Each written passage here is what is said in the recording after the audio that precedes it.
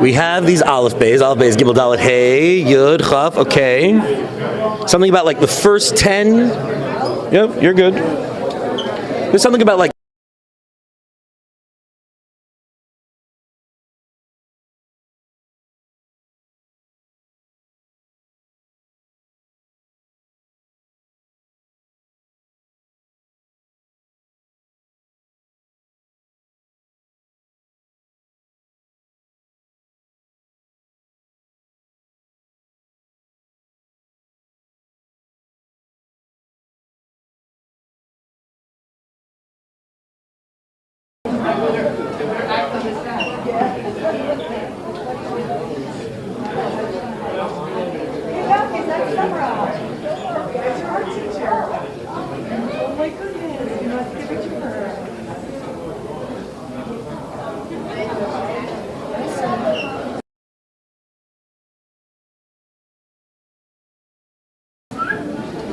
all right, we're back, boys and girls.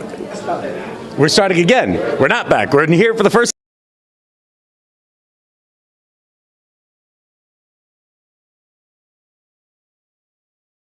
Submit their beautiful works. We are here live from the JCM, Jewish Children's Museum, and the theme for this year are the 12 Psukim, because we are in the 50th year anniversary of the 12 Psukim. So, on our first one that we see is the first pasuk. Echad is Shema, and you see the first two over here are Shema ones. And something that I just love about these pictures, you have young little boys, and for many kids growing up these are the first words that they ever speak.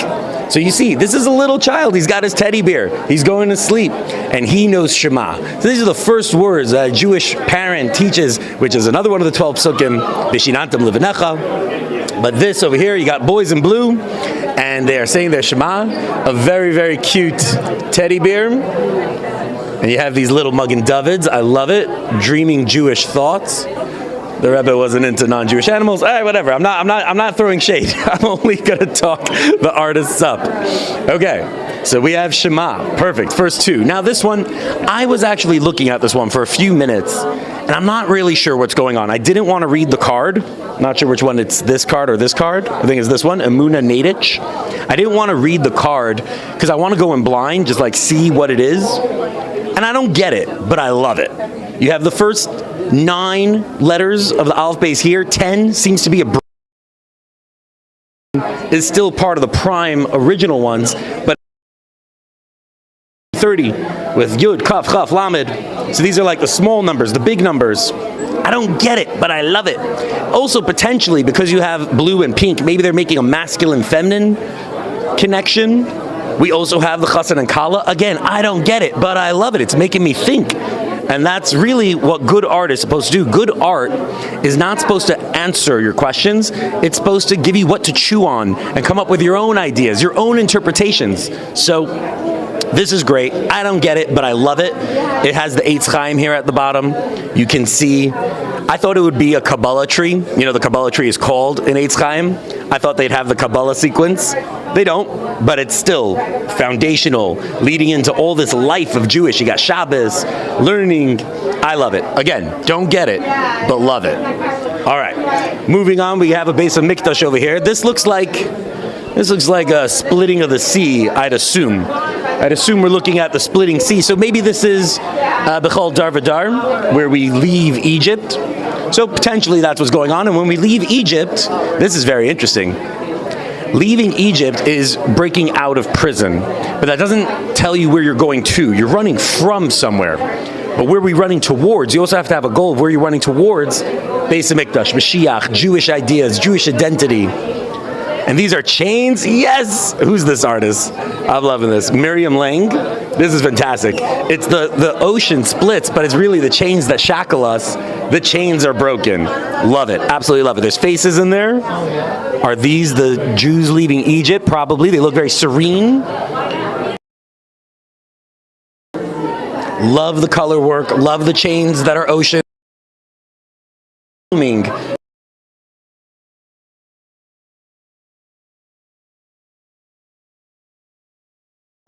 Yeah, if you can see it in the video. I don't know if you can. Well, you say hello to the rabbi. Hello, rabbi. Pleasure. All right. So we have Bechol. So this is Bechol Dar V'Dar. What does this say? Is that Dar? Vidar. Yeah, Bechol Dar V'Dar. Got it. Boom. All right, Bechol Dar V'Dar. Everybody has to see themselves leaving Egypt. You got like that jump, that sort of like roadway to infinity. Perspectives. Not lining up, but that's cool. But we jump off, and again, heading towards Jerusalem. Wings of eagles taking us there. I love this color palette.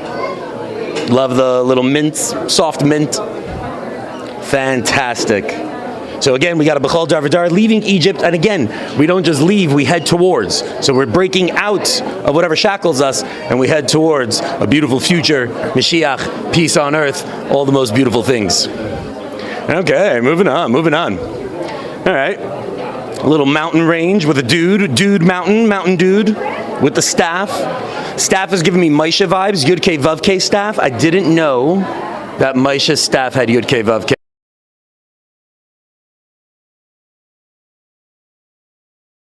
Going with Maisha's staff here. Also, Maisha, why would it be a mountain? Well, Har Sinai. Maisha, Har Sinai, Torah, that's a big one. And then he's also buried on Har HaHar. And he also, that's where he met Hashem. He asks, I want to see your face. God's like, not my face, but you can check out my back. And that was also in the cleft of the mountain. Very important. So assuming this is Maisha, I still don't know what pasuk we're going for, but I like it. We have wilderness. Wilderness is where we get spiritual inspiration from. All big spiritual reawakenings happen in the wilderness. When things get quiet, you hear yourself, you hear God. So this is Maisha, the mountains, loving it. Probably Tyra. Okay, it's Tyra, because Tyra, Tziva, Maisha, we got it on the mountain. I'm going with Tyra. Beautiful. Shkayach Mountain Maisha. Beautifully done. All right, moving on. I'm assuming another Bechol Dar V'Dar. Get out of Egypt. And this is just fantastic. We're showing the Yetzias Mitzrayim, the splitting of the sea. That was very physical. And then the mushal. Well, this is the mushal, and this is the nimshal of you. Get out of your own way, your own Meitzar. And see the light shine forth. If you'd only... The light's already in there. I love the dual direction where like they're leaving Egypt towards the light, but he is the light. This is brilliant. Also, Yismach Yisrael Ba'Isav has a lot to do with like, we are God, sort of, incarnate. So like we're heading towards us. Ooh, lots of really cool of paint, lots of fun. Little Jackson Pollock drip action.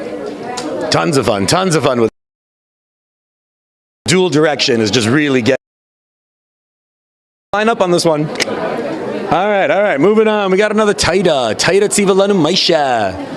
This is cute because this is nostalgia. I'm sorry, I'm dancing around the camera. The cameraman's having a tough time. But this is really cute because a lot of us grew up with such a Torah. Like, this is nostalgia to me. Seeing this stuffed Torah, that's reminding me of being on my Zadie's shoulders when we were in Empire Stiebel. He should have a lichtige Gan Eden.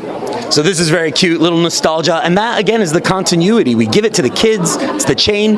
It's our Yerusha. It's the first words they say, the first gifts they get. Torah. It's beautiful. What are these little markings on the side? We have tzedakah, Shabbos candles. I'm assuming that's tzitzis. And then a little bit on repeat. Love it. Love it. Beautiful. Very beautiful. Okay. Hello.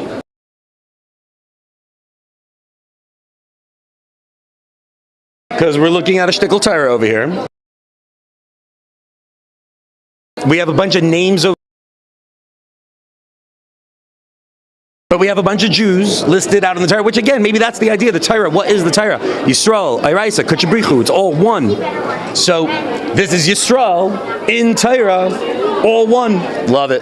Oh, and this is brilliant. I also love interactive art. You see that you are part of the chain of Messiah. Messiah starts, Moshe Kibel Torah Missinai, and we have a Torah, and then it goes down to me. So that's let's maybe zoom in on the camera. Whoever's there could the Messiah. Do we see mirror? Yeah, they see themselves. That's beautiful.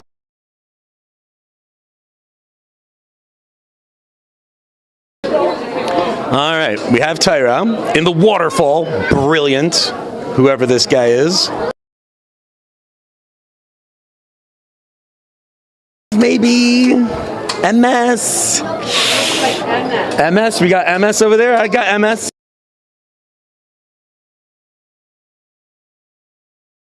This is brilliant. The color scheme is fantastic. The water is very notoriously difficult, and this is beautiful, and it captures such a. It's Torah water. Torah is MS. Love it. And whoever.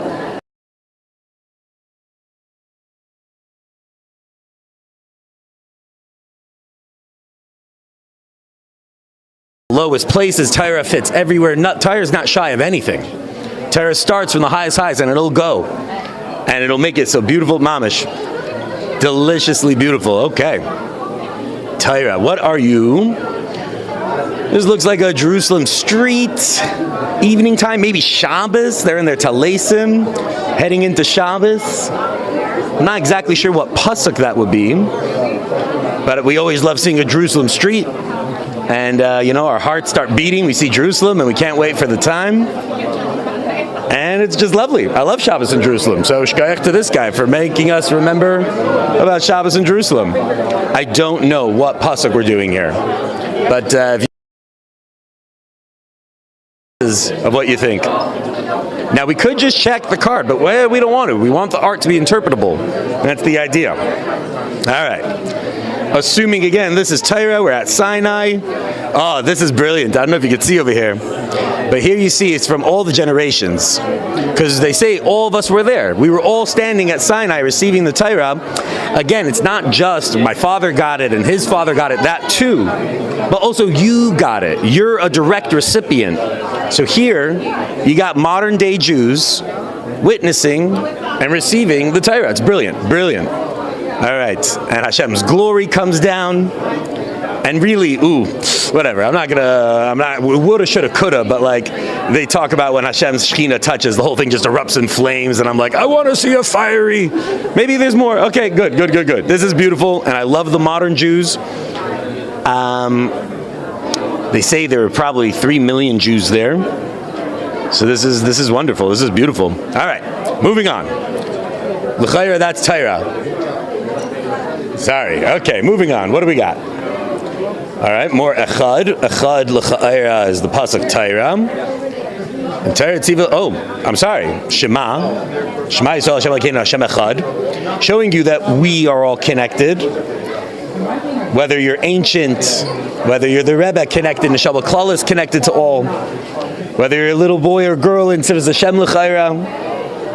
The whole world is one. We are all one. Our neshamas are one. Why? Because you go to the etzem, we all It's all one etzem, reverberating. That's what etzem means, the one essential core.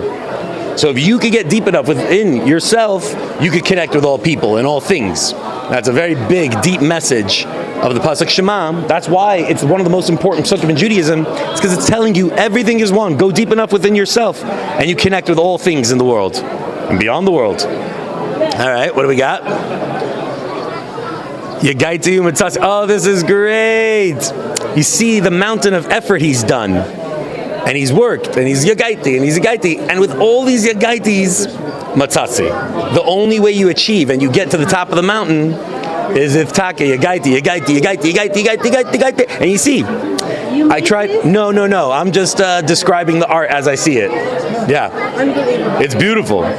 So you also see the different iterations, because sometimes when you set out on the journey to achieve, sometimes, all right, I tried it this way, that didn't work. All right, let's try it this way. Ooh, close. And it builds and builds and builds till finally matzasi. Wow. Mamish special. Wow. All right. Ooh, haha, look at this. There's a black light action going on over here. You got some glow in the dark paint. Wow, yeah, let's see. Oh, whoa, loving this. Very cool. All right, let's see what it is. L'chayra, Taira Tzivalanu Maisha. L'chayra, maybe also Yitzias Mitzrayim B'chol Dar V'Dar, because we got splitting sea. Maybe they wanted a double dip and they got 2 brachas, 2 psukim for the price of 1. And again, loving this black light. So much fun. All right, 2 psukim for the price of 1. Excellently done. Can I ask a quick question? Sure. We're live, by the way, on COL.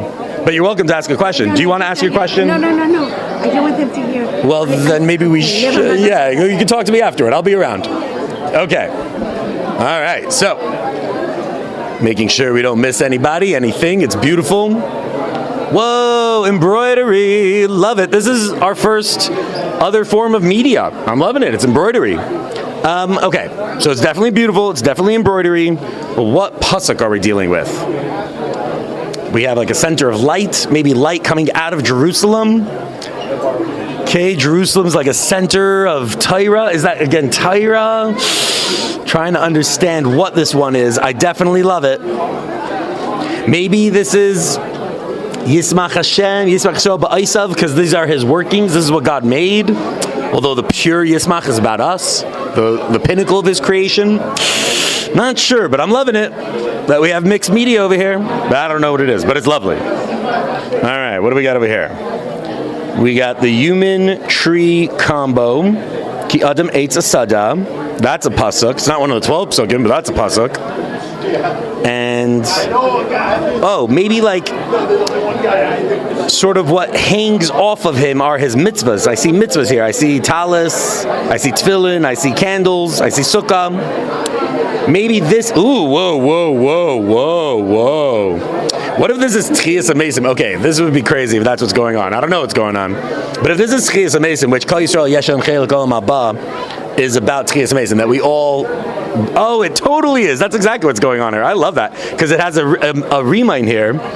Why does every Yid get Tchias Amesim? Because every Yid, Afilu Peshay Yisrael, is Malayan Mitzvahs Kariman. So we have, and this is probably even a remind tree. Oh my gosh, I'm loving the layers over here. Whoever this one is, Freda Friedman, rocking it. I'm totally superimposing my knowledge on this. Are you Freda Friedman? No. I'd love to explain mine.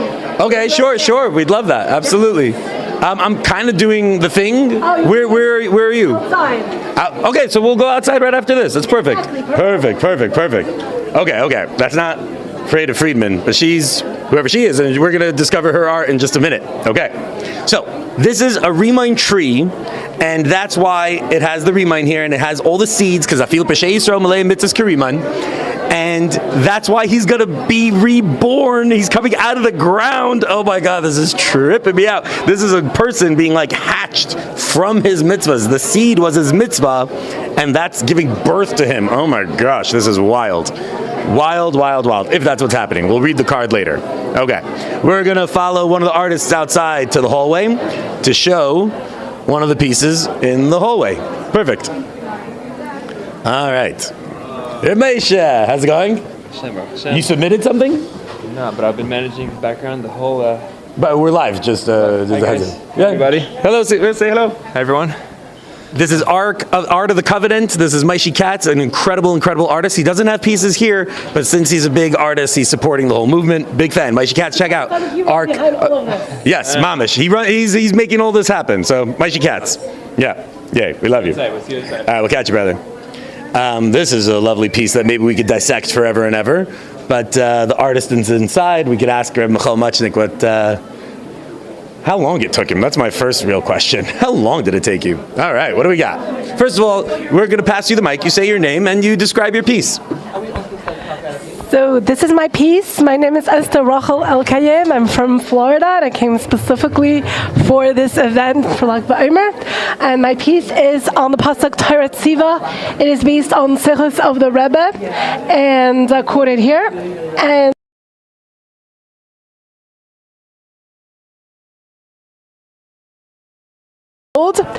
and the Seres HaDibros in crystal is shining as a sapphire. We see in the painting Moshe Rabbeinu holding the Seres HaDibros, which represents the Torah, and the Yidden. And we see modern-day Kinderlach, who represents each of us. And the message of the stream of water is we know that water represents Torah, coming from a high place to a lower place, represents the unbroken chain of Messiah, and from Moshe Rabbeinu all the way down to us, and also represents Chassidus, flowing well springs. And when we see the children holding the Sefer Torah and the Sfarim, we see from the Rebbe's Sichos how the Rebbe said that we are supposed to consider Torah as Hashem's gift to us every single day anew, and not just the Messiah from back then, but Hashem's gift for each one of us. My painting's name is My Torah, symbolizing that it's Hashem's gift to each one of us. And thank you so much. I hope you enjoy it. Beautiful. Thank you so much. It's a wonderful piece, and it's very important for us to remember every day. This is our Yerusha, and we get it from Hashem, from Maisha. Maisha's still inside of you, knocking on you, saying, let's go, let's get moving. How are we doing on time? Yeah, we're good? All right. Beautiful, beautiful, beautiful. Let's see what we got. Oh, haha, the kids section. 10 minutes? Beautiful. This is the kids section. This is very cute, that every kid gets a prize. Let's just look at this box right quick. The box has a lot of the psukim on it. You got Vihine, you got Shema, you got Bereshis. It's very, very cute, all the psukim, and it comes with a little prize for all the young artists who submitted. Really, really beautiful. And here we are, the wall of the children's art. So, let's see, I'm not going to go through all of them because we have 10 minutes. We want to get around the room. But let's see if something jumps out at us. First of all, love the purple. Whatever's going on with that purple. We have Shar Yafo, we have Shar Harachamim. Shar Harachamim. I didn't know there was a Shar Harachamim. There's a Shar Harachamim. Look at that. And we have Shar Yafo. I know that one. So this is L'cha'ira. When we get there, maybe Yetzias Mitzrayim, maybe. Okay, really beautiful. Big fan of just your color and your boldness. What is this? This is 770? Okay, 770-esque, because we got like these double points, not triple points. It's almost like make your home modeled after 770 almost. I'm making that up, but I like that vibe. And we have Shekhinah. It rests in if you run a Jewish home, the Shekhinah will dwell there. So model yourself after 770. Make a holy environment. The Shekhinah will dwell. Ooh, yes. What a chap over here. The perspective, within the perspective, there's like 4 dimensions of thing. Yeah, really special. We see a modern day girl, and she is considering herself as one of the people who have left Egypt. She's on the path. She's with them. They're with her, taking her out today. It's unbelievable. The perspective on this one is Pashit phenomenal. All right, moving right along. Let's see what we got. All right. I love this one just because, I don't know, maybe I'm judging, but this looks like a very young entry, so that's amazing. Having young artists, probably very, I'm sorry, that's not a young artist, but I just love this, that it shows, Mamish, from Kind Vaizan, we're starting a generation, oh, this is so beautiful, a generation that we give them Torah. We showed in the other pictures that the first words kids learn are the words Torah, and here we're giving them a sense of ownership and expressiveness. It's yours, you could share, wow, beautiful. Love. That's how I feel about this whole wall. It's just, we're raising a beautiful next generation. It's kol kavod to all of us and the Rebbe for setting us up like this. Check it out. We have another different form of media that I love. Oh, look at these. You have Illuminize. I love Illuminize. Whoa, this is brilliant. At first I thought it was pushing a picture. Look at this. As you get closer, you realize this is, what would you say? That's, that's paint. Wow. Unbelievable. The perspective, the depth of field, whoever did this, like just from a technical perspective, beautifully done. That Hagba looks a little aggressive. But sometimes people have to show off their gym at the Hagba and the shul. It's a thing, whatever. Really beautiful. And the color, I thought this was real. And the Illuminize, really good choice of canvas that the Illuminize really brings it to life. Whoever this artist, Mamish, good choices. All right, what do we have? Another Illuminize. Just whoever does Illuminize already, they win me. What are we looking at? We're looking at Tyra's. Tyra's hugging. Tyra's passing each other vuvs. Like, hey, vuv you. Hi, vuv. Oh, maybe. And then what's this? This is maybe like the stitching of the klafim together. Not really sure what's happening, but definitely love it. Love the exchanges of huggy, Tyra, hi, vuv. Very cute. I don't get it, but I love it. This is beautiful. All right, moving on. Yeah. This is you. This is you. Do you want to give a quick? Okay. Hi, vuv. All right, perfect. All right, let's squeeze. Let's go around so we're not leaving you behind. All right, what do we have? Ooh, I love this. What a just generational in Yanim over here. Yes. Are you the artist? No, my daughter. Your daughter. Much nachas. Is that your father? Okay. This is beautiful. I love the generationalness of it. B'chol dar v'dar, I'm assuming. I don't see the Yitzia, so maybe not B'chol dar v'dar, but raising. Oh, maybe Vishinantam Levanecha. Okay. Does Vishinantam Levanecha apply to grandkids? Probably. Yeah. I don't want to know. I want it to be interpretable. I want to see what it brings up for us. But I love the colors, depth, and the nature. Mamish beautiful. And I love the generational, probably Vishinantam vibes if it works generationally. We'll have to find out. Ooh. Good look. Let's check it out. What do we got? See, this is cool because it's very different. I haven't seen anything in this style yet. Let's see. Is it marker? That's marker. Or is it digital? I can't tell. It might be digital. It's either digital or it's marker, but this is phenomenal. We got Tyra. Tyra's water. What's all this? These are just letters, or do they say something? Well, Beis Hey, that's important. Baruch Hashem, and then just letters. Really, really beautiful. This is excellent. Just a whole new fresh palette, a whole new fresh art style. Love it. Really, really love it. Ooh, let's check this one out. I like this threefer. I'm curious if this is actually, whoa, what if these are actually the notes to Yismach? Is there a song, Yismach Yisrael? Yismach Yisrael b'Yosef. Nah, these are not the notes. No, that doesn't work out. Okay, that would have been cute. Just idea for next time. Write the song out of the musical notes. Just a thought. Very cool. A slave who sees her freedom. Today you have to see yourself. It's so interesting because you're right. In order to assume that you left Egypt today means you have to recognize that you are in some way shackled today. Fascinating. So you have to face your limitations, your meitzarim, the things that shackle you, and envision the freedom. Get out of it. Really beautiful. Beautifully done. All right, moving on. Again, great color scheme. Great, just love, like bold, greens, purples, love it. Lahad l'gner shel Shabbos, Eishes Chayil, Shabbos vibes. Harei Zuchala, women. These are maybe the women's mitzvahs. Shabbos, women. Matzah. Yimtza, matzah. No, matzah's with a hay. Okay, not sure what's going on, but love it. Great color scheme, very big fan. I love it. Let's see if we can figure it out. But first of all, love the whole experience. You got this, like, what is this, clay?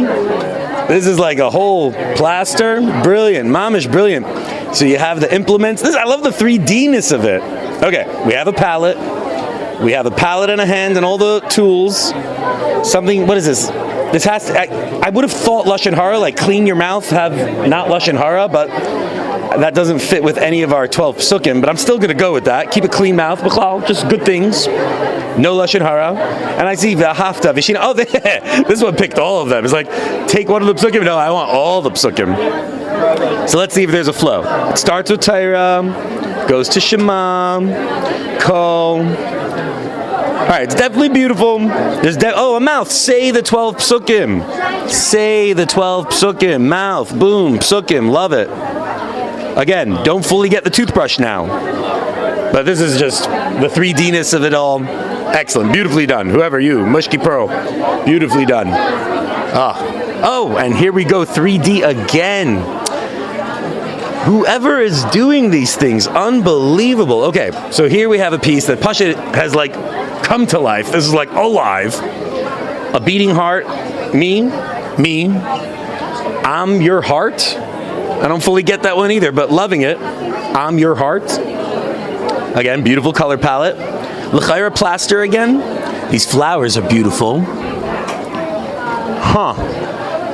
I love when I don't get it and still just get to appreciate how beautiful it is. I'm very curious about this. Why is my heart, I'm your, maybe. Kimayim upanim came leva adam is a saying. Sort of the energy you put out into the world is the energy you'll receive in the world. If I'm kind to you, you'll be kind to me. If I'm mean to you, you'll be mean to me. So maybe that's, I don't want to know. I want to get my own little interpretation out of it. And then after it, then we go through and read. You know? Do you want to say? You want to say on the mic on the COL Live? I know. All right. I think it's V'ahavta. V'ahavta, brilliant. V'ahavta. High five. That's probably exactly what's going on here. V'ahavta. It's a heart. Okay. And v'ahavta l'reyacha, heart to heart. Oh, and it's at heart level. Was that intentional? Come on. That's just wild. Good call, my guy. All right. And by the way, let us also show off our beautiful buffet. Look at the spread they set up over here. Unbelievable. And it smells so nice. If you guys could only smell it, unbelievable. Hello. Good luck. Hope he wins. I'm making my way downtown. We're going to come through. Oh, fantastic. If you'd like to discuss your art, we can do that in a second. Absolutely. No? All right. I'll go in blind. It's good. We're excited.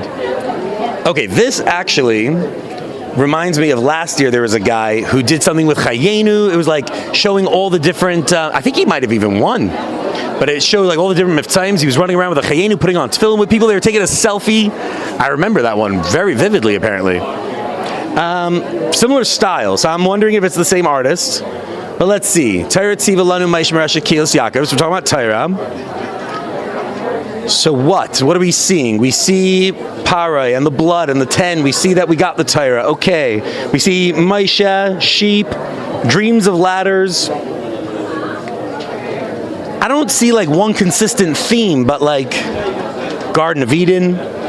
I guess that's all of it. It's just like all of this is all us. The whole Torah, the whole history. And maybe there is a consistent theme. I don't know. But it's beautiful. Love the duck freaking out about Maisha over here. He's like, wait, what was that? Maisha? Okay. And what's this? Oh, is that Kairach? Yeah, that's Kairach. And then his sons admit that he was right. So you got MS going down. Which I like that. You could admit in defeat.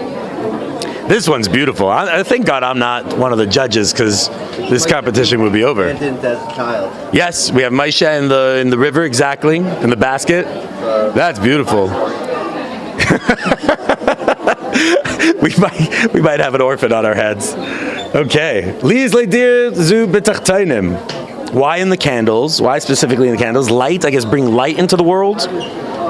Okay, you should be a light unto the nations. That's how we make Dir B'Tachtainim. Okay. All right, what do we got? So, first of all, cool new medium that we haven't quite seen. You got like these sequences. Love the sequence. You got two people having a Chassidish dance. Ooh, is this like a Gilgal kind of thought? Like we are made up of all the pieces inside of us, like the Neshama Klali kind of thing? And it's, ooh. And if I could come to you and like I'm a whole world, and if I could make shalom with you, then we've like united all of existence. and dance, just make it all yummy and fluid and musical and Eibishter and holy. And then we have all these letters. Is there a sequence? Is there a pattern? Nope, they're just beautiful letters. Okay, so what are we dealing with? V'ahavta, probably. V'ahavta, that we want to have love between each other, connection and bond. Very, very special. And I love the sequences. We haven't seen that yet. Beautiful. And the people within the people, come on, chevra. Oh, this looks very similar to that one on the other side. Very similar design style. Now I'm thinking it's digital. There's no way. That one looked a little markery, but this has got to be digital. But it is so beautiful. I love the palette. I love, like, it's the Rebbe, it's the Chassidim. Like, this is a picture we all know. We've watched Gem, right? We've watched Living Torah, and just seeing it in this fun, approachable, colorful, this is really excellent. And Torah, the Rebbe was one of the greatest. It might even be that the Rebbe is the most prolific producer of Torah works. It is possible. Somebody made that statement. I haven't corroborated it, but that does align with me. And he didn't write, he would speak. Others, there was a team of all the Chayzrim, but the Rebbe is maybe the most prolific producer of Torah. So, yeah, Rebbe Torah. Okay, this is actually reminded me of last year. Last year we had the theme of Geula. I love the gold leaf. Is it leaf? It's leaf.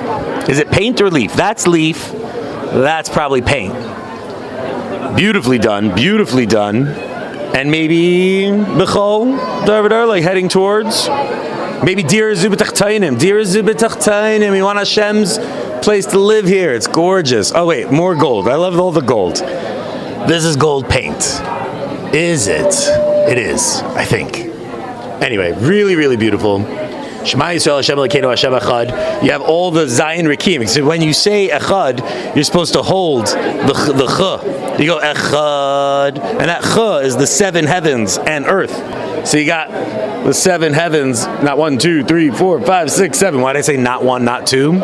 If we do that for humans who are a world, then you should do that for a world. L'chayda. We made it up, but it's fine. There are 7 heavens and then earth. So that's Echad. It doesn't do it would be cool if he did all of them. If she did, Gittel. If she did like the 4 directions and the thing. But very, very cool that you got the 7 Rikiim and earth. Beautifully done. Okay, how are we doing on time? Let's see.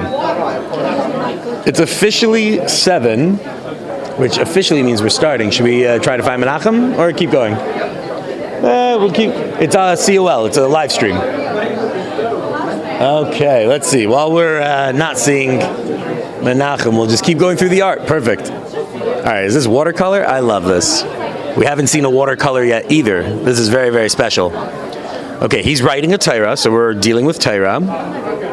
And he's also a musician. Is that like a cello case? What do we got? He's got his umbrella. This is Pashat his life. He lives here. Is this all cloth? These are monster cloths. Really, really beautiful. And we haven't seen watercolor yet. So shkayach to the watercolor artist for like shaking us up. Very soft, very yummy, very approachable. And that is a dedicated cipher. He is hunched over that table. That is a dedicated cipher. Really, really beautiful. Mipi Eilelim v'yankim. Assuming again, Torah, because of my Rasha, it's the children that receive it. Maybe Vishinantam. Beautiful. Mamish, mamish, beautiful. All right, all right. Would you like to show off one? Are you the artist over here? Yeah. First of all, we've already said it on the camera. They know. I love Illuminize. So whoever Illuminizes, I'm already like 10 steps ahead. Okay, there you go, there you go. thank you. This is the copy of my art. Beautiful. Yeah, the original is 2 meter on meter, oil on canvas. Yeah, it's huge. And the min is, I call it Shar HaRachamim. It's a gate of mercy. I feel that our life, it's Mitzrayim, Egypt every day in our life.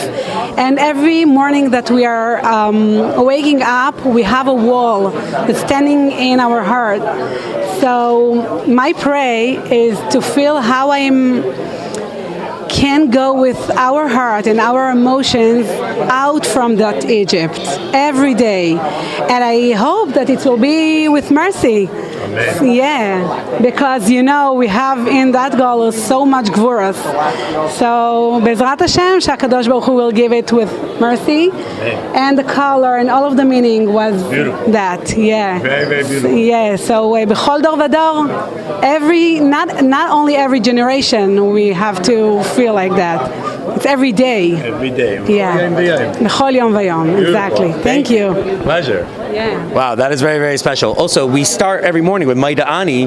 Maida, when I admit to you, I give that energy is also because I accept that that was your mercy. If I earned it, I don't say Maida. If I earned it, I say thank you. Yeah. But from the fact that Hashem, that we say Maida, It's even more of that. It's even more of that because we say Moida ani lefanecha melech chai v'kayim she'achzarta bi nishmati b'chemla raba emunatecha. You, God, believe me that today I will do that. yes. That today I will know my meaning in my life, and I can every day to go out, to get out from my Egypt, and to do my shlichus in that world. Bezrat Hashem. Thank you. Amen.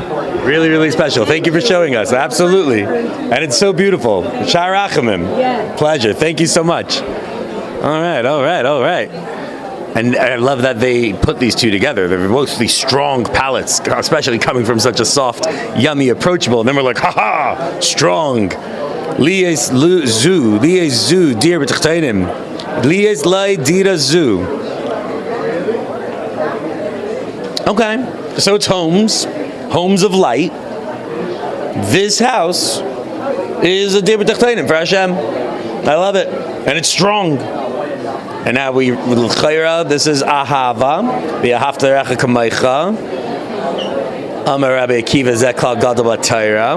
And you have like all the threads interconnecting all of us. Very, very special. And look at everybody's hearts, and all the hearts are connected around the world. And the world is a heart, and the heart is a hug. Come on. Layers within layers. Mama's beautiful. And also, when we hug, we sort of form a little heart. Okay, that's cute. That's cute. All right, so we have Via Hafta. We have that's Vizeh Kol Adam. Yeah, Vizeh. Mama's beautiful. Mama's beautiful. Okay. Oh, look at this. We got more multimedia. More multiple dimensions of thing. We got embroidery, but this is like starke embroidery. We got embroidery in like layers over here. Aleph, King Aleph wheel tree Shabbos. Okay, not fully getting it, but loving it. It's both soft and approachable, as well as like opulent and beautiful. A little regal with its pearls. Come on, this is great. Sequences. So it's our second sequences, but this one is in embroidery. Mamish beautiful. Well done. Again, not understanding it, but certainly loving it. It could be Tyra, because Tyra is an Aleph, is Tyra. Could be Shema, because Shema Echad, Aleph. I don't know, but I'm loving it. Eretz Yisrael. Now, I have a bit of a bone to pick with this map. I'm not hating on the artist. This is gorgeous. And a little psychedelic and like a little neon kind of thing going on. Love it. But this is the map of Israel we all know in our heads. It's not the map I want us to know in our heads. I'd love for us to more imprint in our minds the promised map. The map that goes from the Nile River to the Euphrates River and everything in between. That would one day, that we should make that map more of a consciousness. And whatever we know is what we manifest. If this is what I know, this is what I'm manifesting. And you can see the recent maps started adding a little Syria, which is destabilizing, whatever. Anyway, point is, this is beautiful. Let's get back to Tachlis HaKavana. I'm assuming this is V'zeh Kol Adam because it's about Dir B'Tachtainim. And we have the tree of life. And we'll live forever in Mashiach times. Also multimedia. We got some really fun diamondy kind of stuff going on. Some jewels and gems. And the roots go deep. Hidden gems. Is it beer and tzaitzas maybe? And Dir B'Tachtainim, beer and tzaitzas? Because again, you got those. Oh, Mazel Tov. All right, beautiful. Moving on. Really, really gorgeous. Whoever made this, it's phenomenal. Tyra comes from Hashem. It's on the mountain. It's the modern day. Is that Chabad? Cheder, heading to Cheder. They learned in the caves. We've taken Torah, and it's guided us, and we've carried it, and we've, in our beautiful union, and it's carried us through dark times, through light times, to what a gorgeous, beautiful age we live in today with Chadarim, building, Lulav Yeshiva is in the middle of building up. We're in the golden era, boys and girls. Okay, I think we've come full circle. Let's see if we could find Menachem, and if not, we'll go outside, because there's a piece of art that we didn't see out there. I don't see Menachem. Let's keep moving.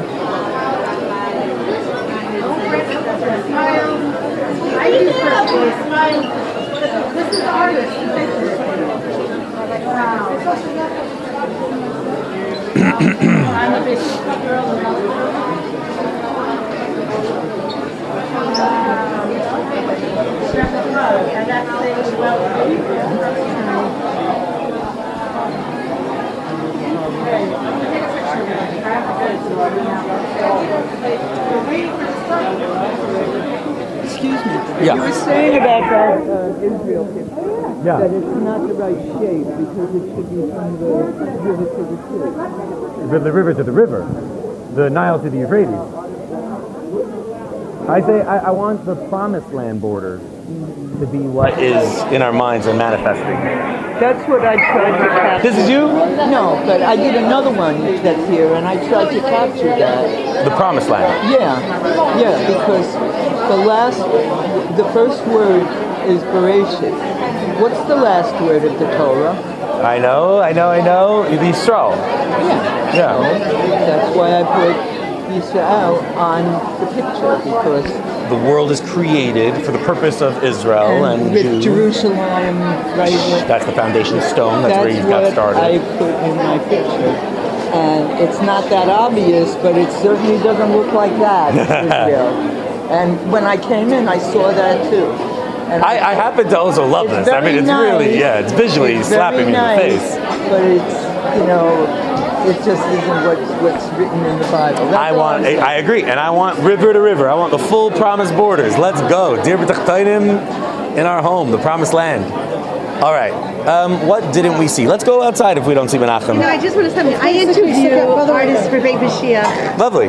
So this lovely woman. Hello. Nice to talk. You don't know what's going on here. I saw you live. Yeah. Like, this is Yaakov and Yosef, not ancient. That's not who? This is Yaakov and Yosef. First of all, Yaakov and Yosef are both ancient. But okay, fine. Yes, okay, Yaakov and This Yosef. is the soldier for the battlefield. This is the Rebbe, of course, English is interpreting everything that's going on board. By the way, this I didn't have enough. They only let you do 6 paragraphs. In fact, you couldn't explain it to me. This is Echad standing on a platform. You know that Yeah. You go to Yerushalayim, I love Yerushalayim, any country you go, any city you go to. Right. You pose.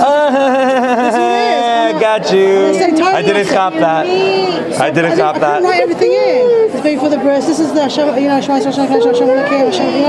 Oh, got you. And this is what's his name? Segev.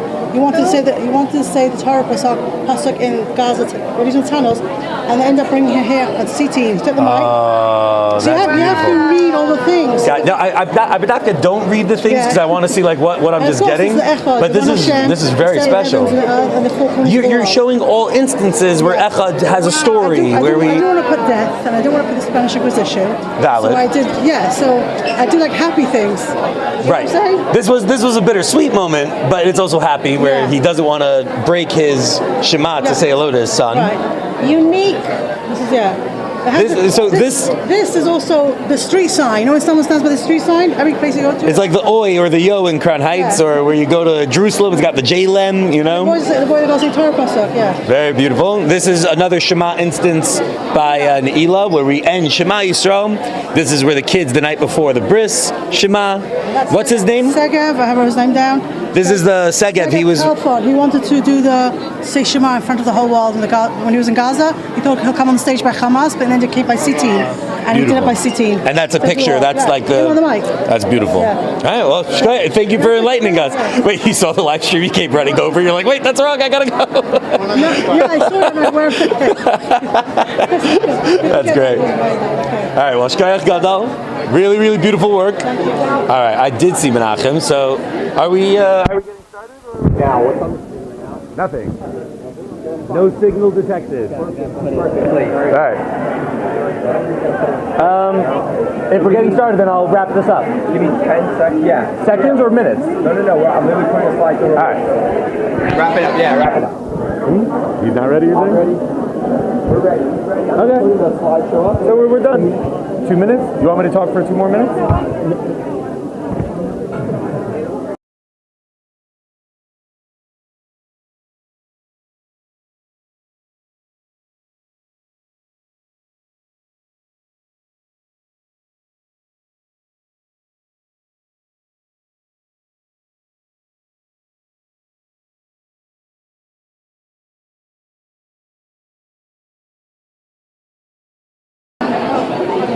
All right, boys and girls, I hope you enjoyed the tour. We're going to see you in 2 minutes so we can get ready for the presentation, and we'll see you soon. Don't go anywhere. 2 minutes.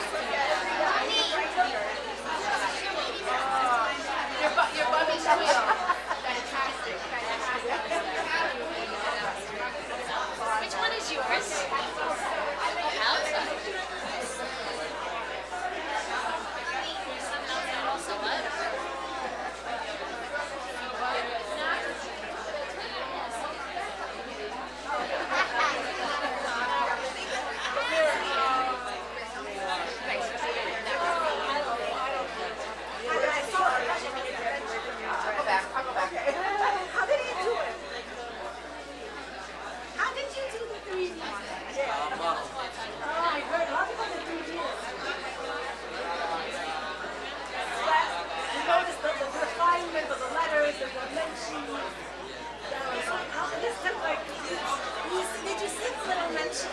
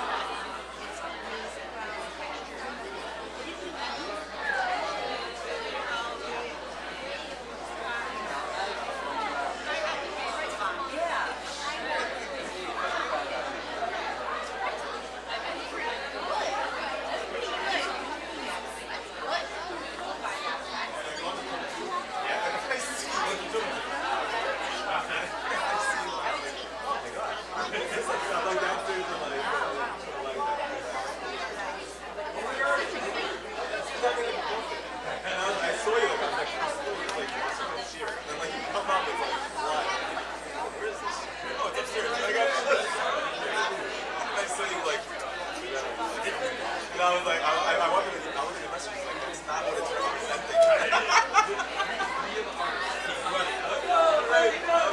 I'm like watching you, like trying to like this is what it's saying. I'm like, I'll do it.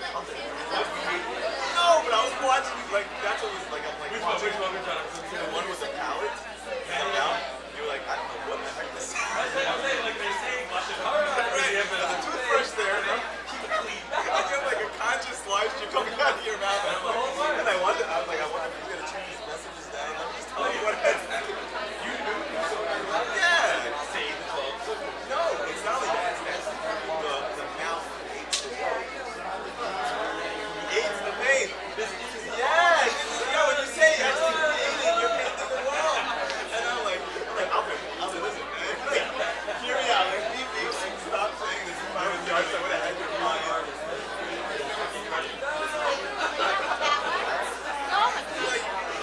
Come in there and read the card. Look at that. Read the card, read the room. Too much fun. Alright, I think we're getting started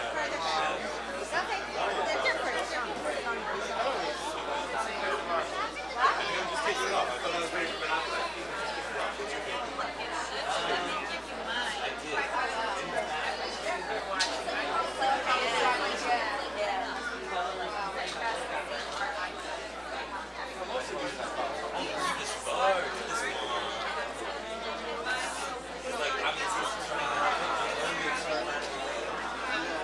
You know what it reminds me of?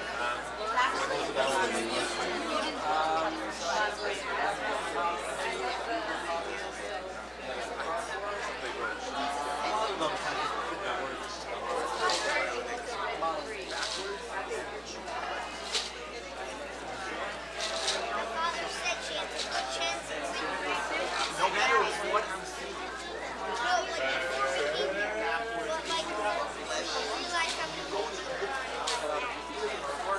That's very good. And also got the splitting of waters.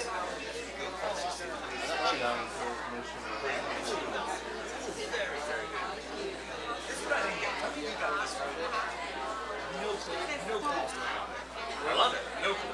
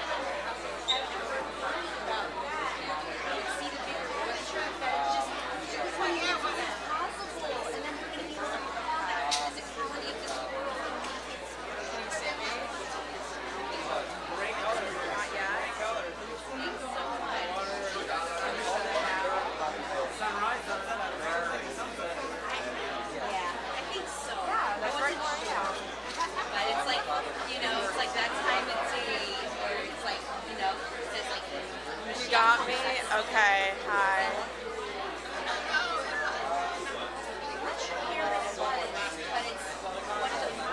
Okay. Should I keep staring at the screen? She's so cool because her this is really nighttime. You have electric lights. So that's good. Okay, we done? Okay.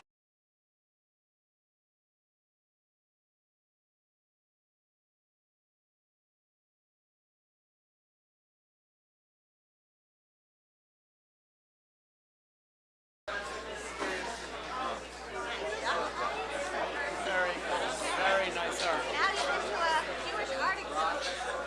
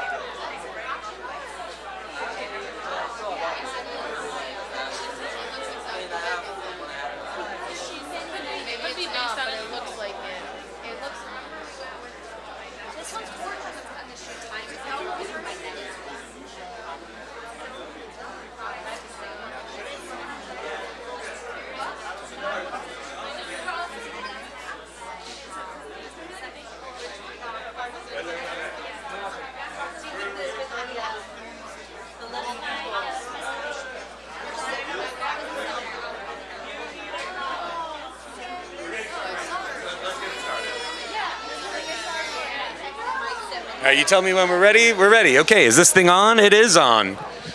Hello, ladies and gentlemen. Good evening. Welcome to the third annual Chassidus in Color. Very exciting. Yes, that's a round of applause for all of you.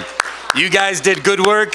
I was so touched and inspired walking around seeing all the art. It's also beautiful and so meaningful. So a massive shkayach to Menachem for putting this all together. Really, Menachem Meltzer. He makes the art and the Chassidus. He's the vessel that we get to bring these two sides of beauty together. So it's really, really special, and I'm very grateful. So introduce myself. Okay, hi, my name is Alter. I'm from here, and okay. I mean, being from Crown Heights is a very big achievement.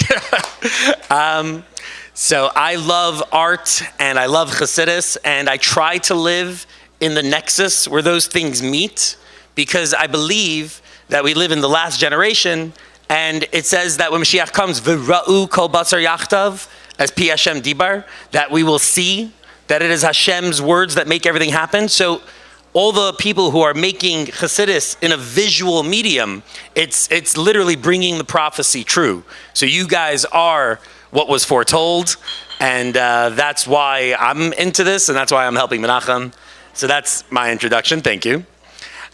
We are now going to hear from a few very inspirational people who move our mission forward, both in the visual mediums. We have great artists here. We're going to talk to great teachers who bring the Hasidic dimension and move that forward.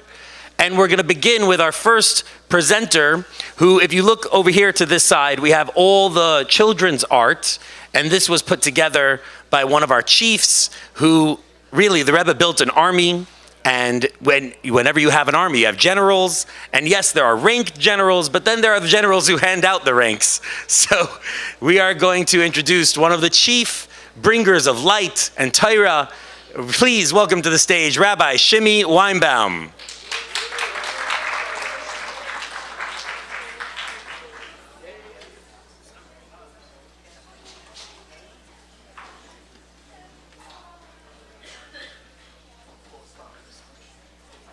really humbled to be able to stand here today, and really the credit for all of this goes to Menachem Meltzer. Really an incredible vision, and it's unbelievable to see it come to life in such an amazing way.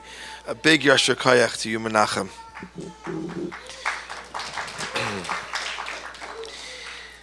I feel very blessed that I'm not part of the panel of judges. One of the most challenging things in Tzivos Hashem is when there's art that is given in, or any competition, and you have to choose a winner. It's never something you want to be part of. But I'm very excited to be able to have the schos to announce the winners that the judges chose. As everybody knows, there are two different tiers in the children's art competition. The first one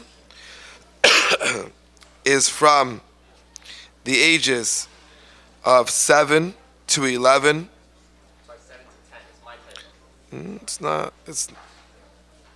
The first one is from 7 to 10. And then the next division is from 11 to 14. So we're going to start with a younger division. And there's 5 winners. And we're going to go through those 5 winners, and then we're going to move on to the next division. So, the 5th winner in the Chassidus in color art competition, as you all know, this year's theme is on the Yud Beis Psukim. This Tuesday is going to be 50 years since the Rebbe launched the 12 Psukim. And actually, Rosh Chodesh Iyar was the first 6, and Lag BaOmer was the second 6. But this is really the anniversary, 50th anniversary of the Psukim.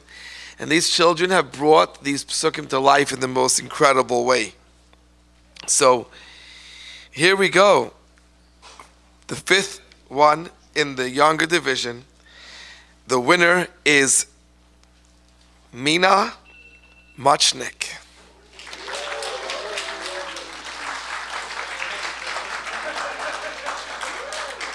Definitely in the family. And it's amazing. It's amazing how very, very proud to be able to. Okay, well, my granddaughter is in California right now, and I was not one of the judges, okay? Just clarifying that. Not for the. But it's definitely running in the family, huh? Yeah, nice. Unbelievable. Thank you. Well, mazel tov to Mina. Okay. And just a little bit about what she drew. Fascinating. She chose the pasuk of Veshinantam because it says Uvalechtecha b'derech, that you should learn Torah wherever you go. And she, when she travels to school every day, learns chitas for kids every day in the car.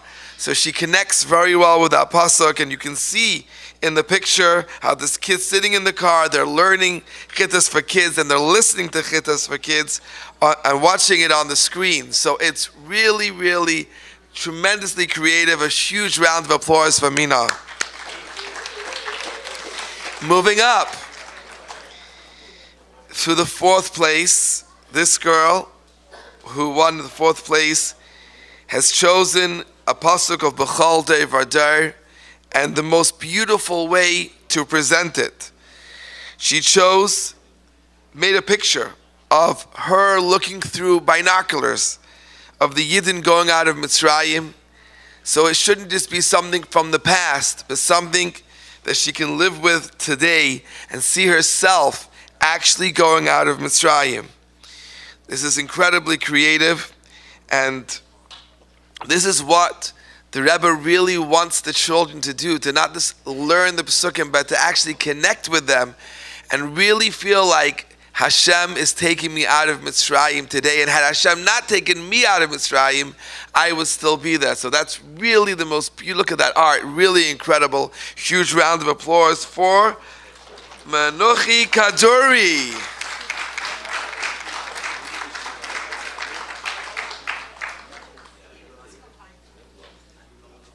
You know, Atalo Menucha, you're here to get it for her. Big round of applause. Really, really beautiful. Shekayach Menucha. Well done. And now we move on to the next piece of art. This one was chosen to be done on the pasuk of Teira Tziva. And this piece of art is really incredible, drawing the chain, how Moshe Rabbeinu receives the Torah directly from Hashem, and then passes it on to Yeshua, and the Yeshua to the Zakenim, to the all the way down till her, and how she sees herself part of that unbreakable chain coming directly from Hashem to her. And this is really what the Pasuk of Torah Tziva is about. It's about that connection to Torah, seeing it as my inheritance that I get as a Jew, as a Yid, because I was born a Yid. I get that as an inheritance, the greatest gift. And she sees that as hers, and that is coming directly from Hashem. Just amazing how she can take that deep concept but come up with such a creative way of bringing it out. And this one was made by another girl, Razel Gutnick. Razel's here with us today. This is really special. Razel gets to actually be presented this incredible, incredible gift. And you want to turn around and look at the camera so we can get a picture? There you go. Razel, look at that smile. Beautiful. Razel, that was really beautiful. Great job. Very, very creative and beautiful. And now we move up. This time it's a boy. And this time it's a very, very touching picture. Beautiful piece of art. But even more than the art is this depth behind the art, coming from a boy who has created this piece of art representing of a soldier standing by the kaisel wearing tefillin. Now this piece of art was actually created in memory of a Lubavitcher soldier, Moshe Katz, who was recently, unfortunately, lost in battle. And this picture is showing an IDF soldier by the kaisel saying Shema, the second of the 12 psukim. And you see him wearing his tefillin as a deep and unbreakable connection to Hashem through davening. And in this picture, Yehuda wanted to show that even in the most difficult and frightening moments, a Yid holds on to their emunah and their bitachon in Hashem, and remembers that Hashem is always with him. And this piece of art is not only art, but it's really a heartfelt tribute, honoring Moshe's strength and his everlasting connection to Hashem. Really, really special.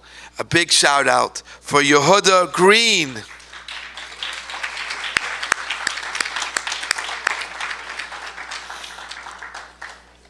Should we just hold it up for the camera? Yehuda, we're accepting this incredible gift on your behalf, and we'll pass it on to you. Mazel tov, Yehuda. Really beautiful. And then the last, but really the highest winner in the youngest division, this time also a boy. And he's chosen to also the pasuk of B'chol Devar Dar. And the idea is experiencing the greatest miracles today. And as you can see in the picture, that the Rebbe turned to this pasuk, that we shouldn't see ourselves as going out of Mitzrayim back then, but we are going out of Mitzrayim today. And one needs to be able to feel the incredible miracles that happened then as the Yidden went through the Yam Suf. And this is the most incredible way that a child thinks. Yes, those miracles then were great. They were incredible. When the Yidden went through the Yam Suf, the Mitzrayim was standing there with bows and arrows, shooting at the Yidden. But Hashem protected them from the bows and arrows. Today, Yisrael teaches us how we are reliving the miracles, but on a far greater level, when ballistic missiles are coming to us, and Hashem is protecting us in a far greater way than it happened then. So we really are living and experiencing the greatest miracles in our time. A huge shout out to Yisrael Dubinsky for getting the first place winner First place, Yisrael. Is that amazing? And so proud to be able to give you this beautiful gift. And big thank you again to Menachem. Was that really a beautiful piece of art that you created? Beautiful. Big smile. Amazing. That is all of the winners of the youngest division.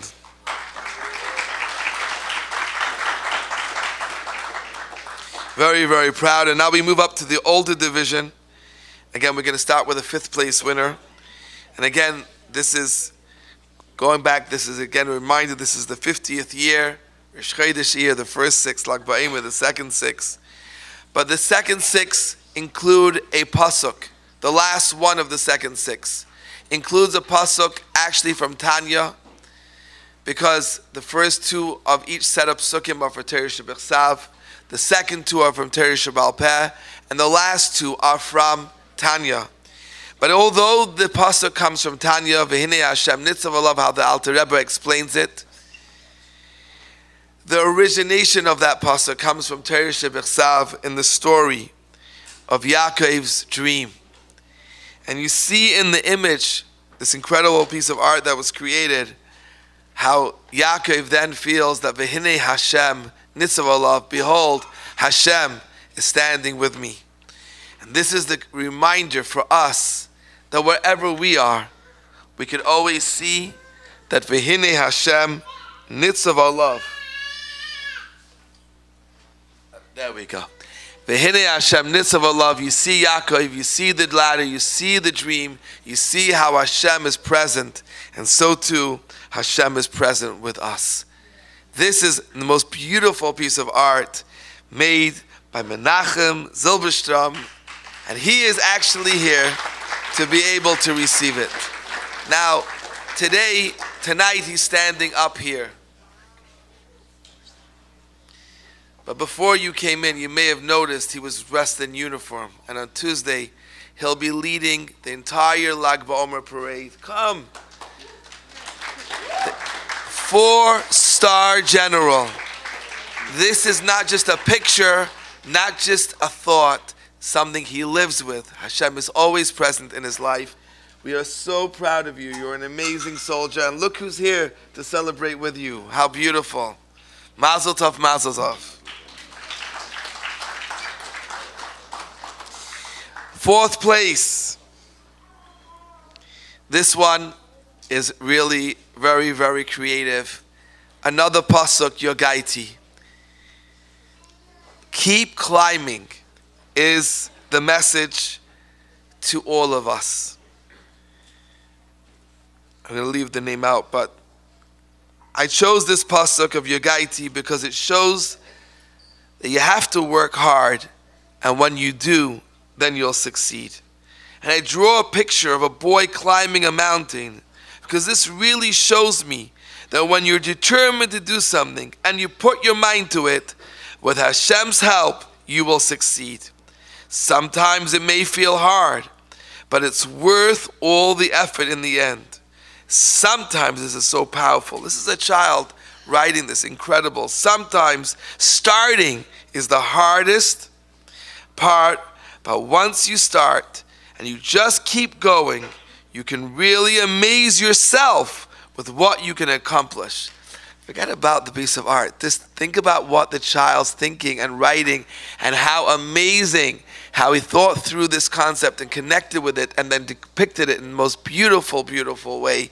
A big, big shout out. And this one is to Mayan Lang. Really, really special.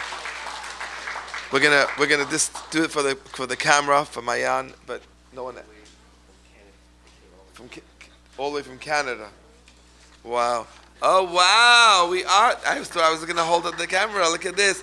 I must say the picture, the art is incredible, but the thought process and your messaging is just so, so powerful. And then to come in all the way from Canada, really, really special. Very, very proud. I have one question. Why did you use a boy instead of a girl? Because Sneas, really beautiful. All right, we move up to the third place, getting to the top, really moving up. And this one is about Avos Yisrael. By the way, I'm thinking there must be a connection between artists and thinking deeply. Does that make sense? It's just amazing how the art is not just colorful pictures. There's the thought behind it. And here you have how Avos Yisrael is the key to Avas Hashem. Because the picture before you, you can see two children from two different backgrounds. But they're standing with their hands over each other's shoulders. But above them is the Sefer Torah. The children represent Avas Yisrael, loving your fellow Jew. And the Sefer Torah represents Avas Hashem, to love Hashem. And the Chassidus teaches us that although these seem like two different things, it's through Avas Yisrael that you actually come to love Hashem. Are these children or are they adults? This is absolutely phenomenal, incredible piece of art. And this one was done by J.J. Lowenthal. You're coming to receive it on his behalf. Really special. Amazing. And now in second place. Anyone feel the tension in the air? All right. This one also of Shema, and specifically remembering that Hashem is the only one in charge. And the artwork again is chosen to be a soldier who loves Hashem with all his heart. He is leaning on the kaisel and is pouring out his heart to Hashem while concentrating on the words of Shema. When we say Shema, we are saying that Hashem is the one and only commander-in-chief, the only one in charge, the only true reality. And we trust him and know he is the only true power. And then, instead of leaving it as an esoteric thing, brings it home and connects it with his own personal life. We are soldiers of Tzivos Hashem, Hashem's army. Look at the gun. It says Army of Hashem, while on the backpack there's a Tzivos Hashem badge.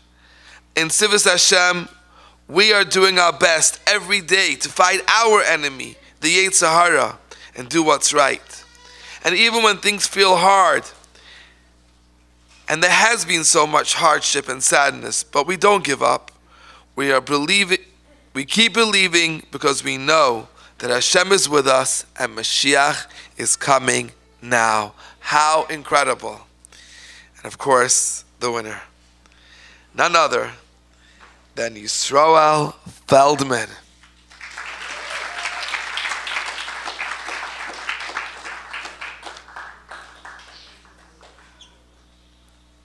Nachum, why don't you come up also? We'll do the picture together.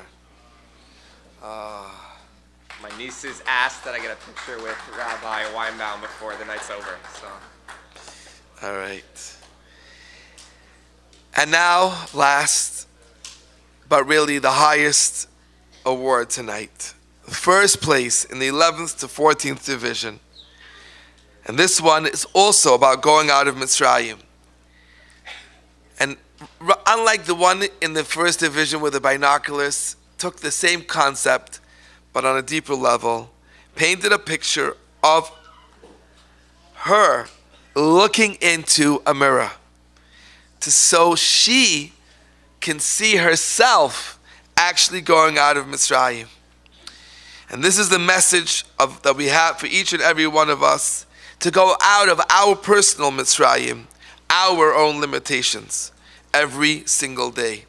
And I chose this idea of a girl looking into the mirror and literally going out of Mitzrayim.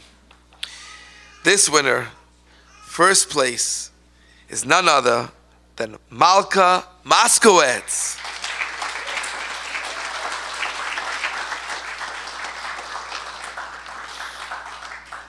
Is Malka here? Is Malka here? Is she here? Malka's not here, but Malka is actually all the way from Ukraine. We're going to do this picture together. There we go. And I just want to say a huge shout out to all the Chayalim and Tzivos Hashem who submitted, so many of them, because each and every one of your arts really deserves tremendous, tremendous credit. And of course, not just the picture you drew, the time that you took to learn, to understand, to express it in the most beautiful way. And again, a huge thank you to Menachem for making all of this possible. Thank you.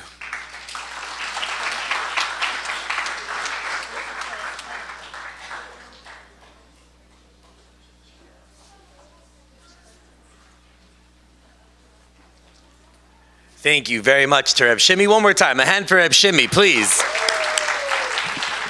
Because really, the art that the kids are making is mind-blowing. And then to hear the layers of understanding, to know that these are the things that they're thinking about at that age, I don't think we had that. And we were raised pretty Chassidish. And like, to see the generations that we're raising right now, it's just really, it's really hopeful and inspiring. So that's really beautiful. And a lot of it is to credit. I heard Reb Shimi say that one of the girls, her art was, the beginning is the hardest, and then once you're down the road, you maintain.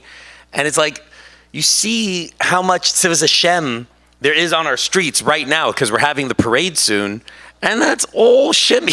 like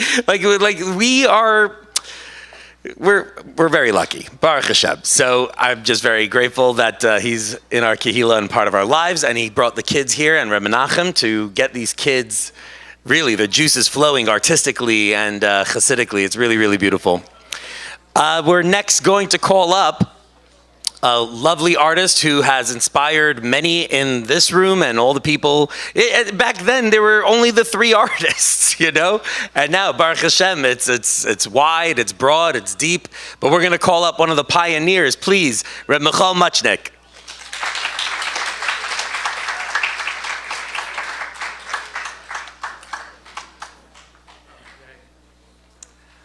Wow. Hi, everyone. Ooh, can you hear me good?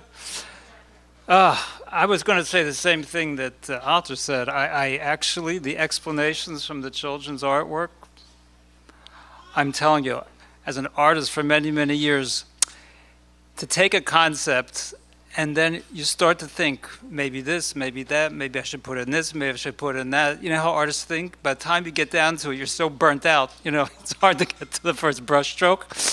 And to see these children who, like, the way they take it, the concept, and like you can see, they really think about it. They get to the drawing and they do it. I just think it's just very inspiring.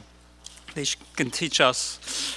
The Rebbe, when he would speak for Bringens in 770, and it was always seemed to start with like saying the day that we're having the Farbringen and what's like connect all the time, and it's all these different things, the Parsha and all this kind of stuff. Basically, the Ishkacha Protos that we're living right at the moment, right here, right now.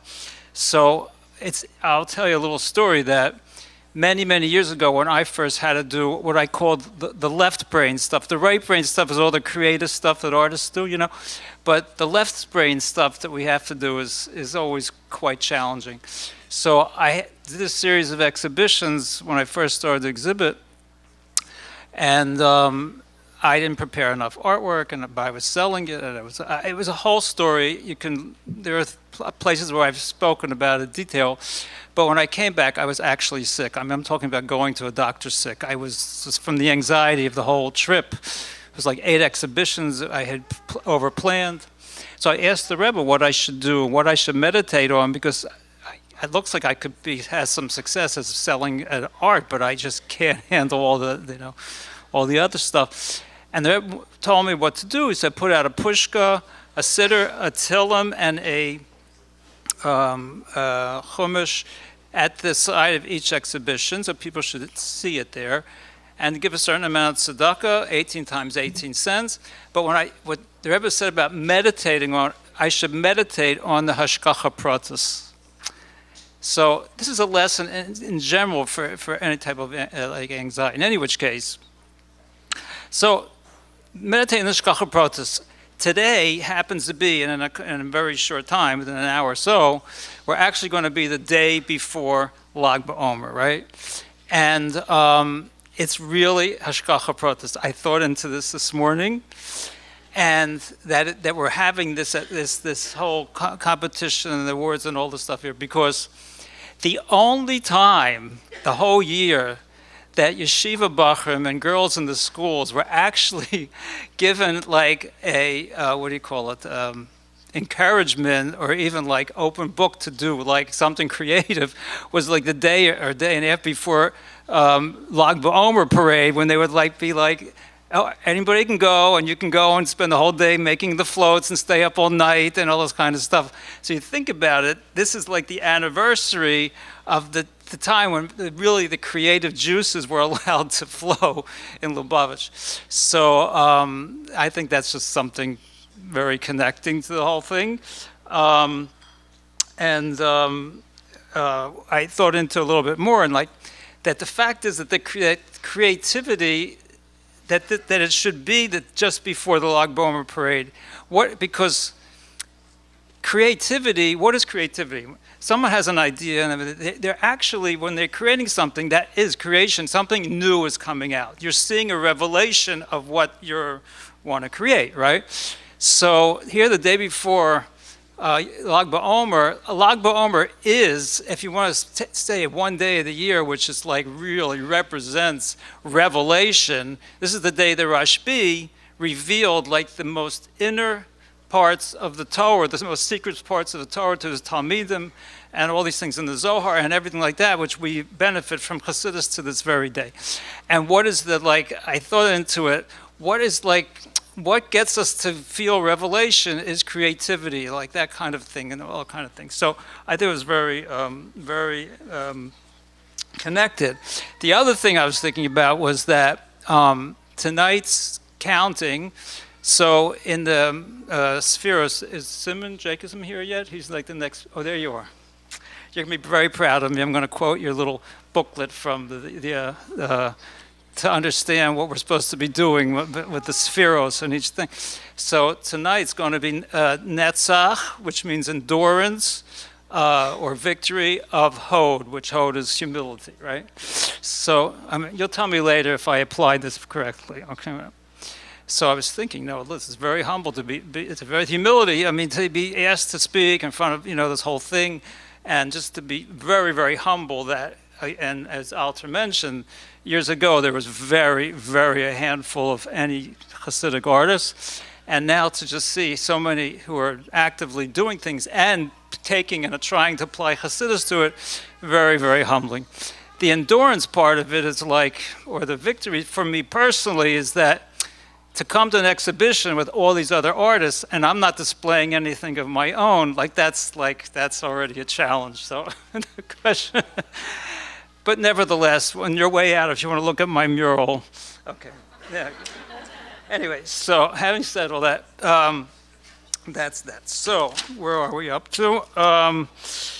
Yeah, I'm just for a little bit.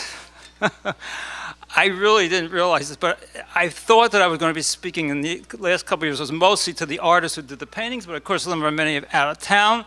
However, I'm sure they're listening. I don't know, is this live? It's live, so whatever. There's a lot of artists who are listening. So you'll excuse me if I just want to relate to the artists a little bit right now. So, first of all, there's the things like that artists have in common just by the way they do. I remember what I said, that we have our creativity, but we also have our things that we have to do that are like just practical stuff, and that's usually very, very difficult.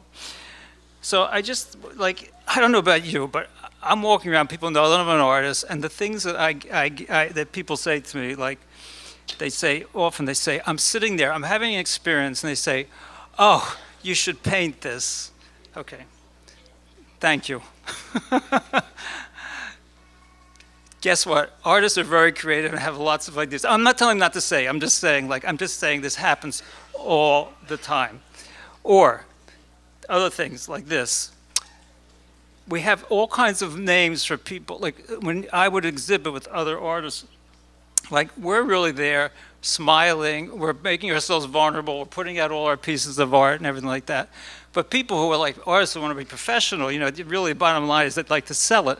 I mean, what kind of profession is there where you actually work and you could work for, it could be 2 years off and on a painting. It's not like you get a payroll. You don't even know if you're going to sell it. And you're just, what kind of, I had one person come up to me and say, oh, you're the artist, right? I said, yes. And he says, yeah, but what do you do for a living?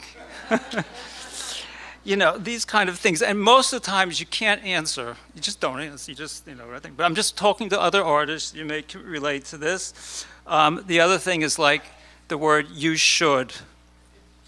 Not in a negative way, but like, oh, you should make wallpaper. Or you should make Yom Kippur slippers, like something nice, maybe the things go on and on and on. Beautiful things, everyone, whatever it is. In any which case, I just want to say about that, there was one really good example that I had, and I wanted to say, yeah. When you're at exhibit and everybody's here exhibiting, and some of you are professional and you have to go sell and everything like that, you just have to sort of just take a breath. And when you're someone's telling you this painting is beautiful, but it doesn't match their couch, or they don't like the frame, so they don't buy the painting either, or all these kind of things. Look, take it in stride. You have something to think, and trust me. Like the Rebbe gave me the bracha, don't worry about it. What to do. Put a siddur, put a chumash, give tzedakah, Hashem will help. You'll sell your painting to the right person at the right time, and all these kind of things. That's what you're meant to do. So I give you all a bracha that's what should happen. And whether you sell or you don't sell, your family here is supporting you and all the beautiful things. I'm really, really impressed with so many things that I see here. And I just want to say, as a judge, please don't blame me if you didn't win.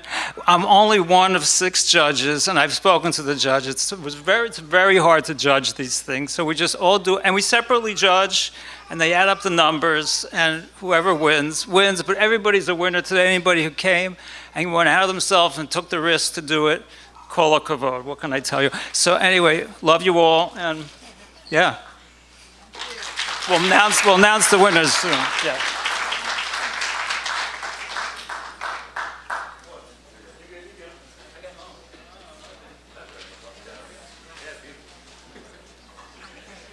Thank you so much, Reb Michal. And it's really inspiring to see the torch sort of passed. And I don't want to say passed because the fire is, Baruch Hashem, burning brightly on both ends. But it really, really is special that we live in an age where art is now front and center. When we were brought up, there was no concept of art. It was not a thing. There was no concept of aesthetics. We were 90s kids. We didn't match. The whole thing was, there was no concept of an aesthetic at all. And now I was looking at that wall, and some of these look like these are really young artists, and we're starting by trying to get art from the beginning. And it's just a really beautiful, and it's messianic, because it's visual, and we're supposed to step into the visual age, Virel Kobasar Yachtav. So that was passing from the visual mediums, the artists who have built in the past, and now we're going to get another torchbearer who, because this is a fusion of art as well as deep Chassidus, and Chassidus how we live our lives. So we're going to be learning right now, we're going to hear from somebody who made it his life's mission to, when we're learning this Chassidus, a lot of these concepts are way, way up here. And it's a brilliant mimer, and maybe you get it, maybe you didn't, but does that affect your life in a practical, applied way? So we're now going to hear from one of the masters of Chassidus Applied. Please welcome Rabbi Simon Jacobson.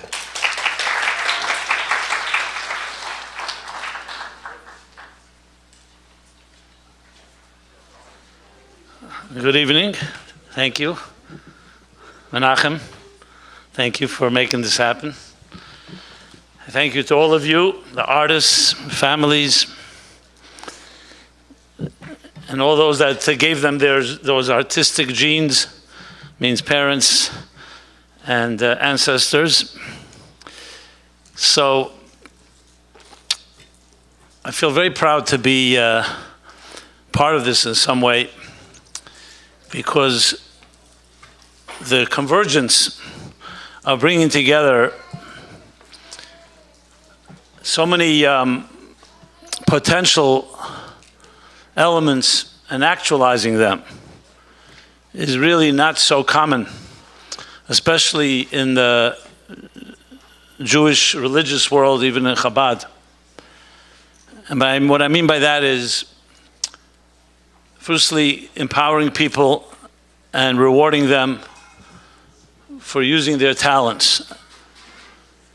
How many people here have talents that they've never even in any way attempted to express?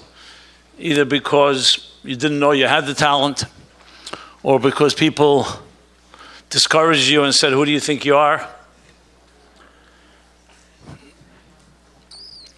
So the mere fact that Hashem, God blesses people with different skills and talents, but they remain dormant until the moment when you realize there's something there.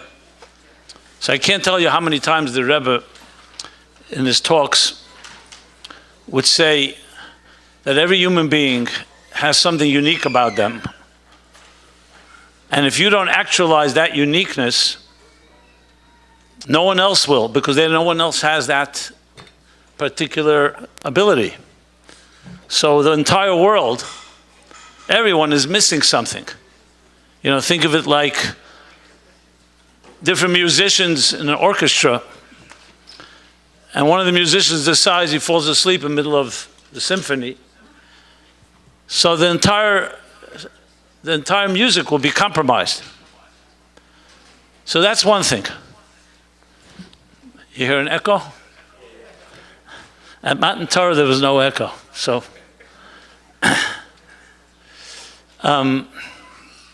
so they hear me twice, is that what's going on?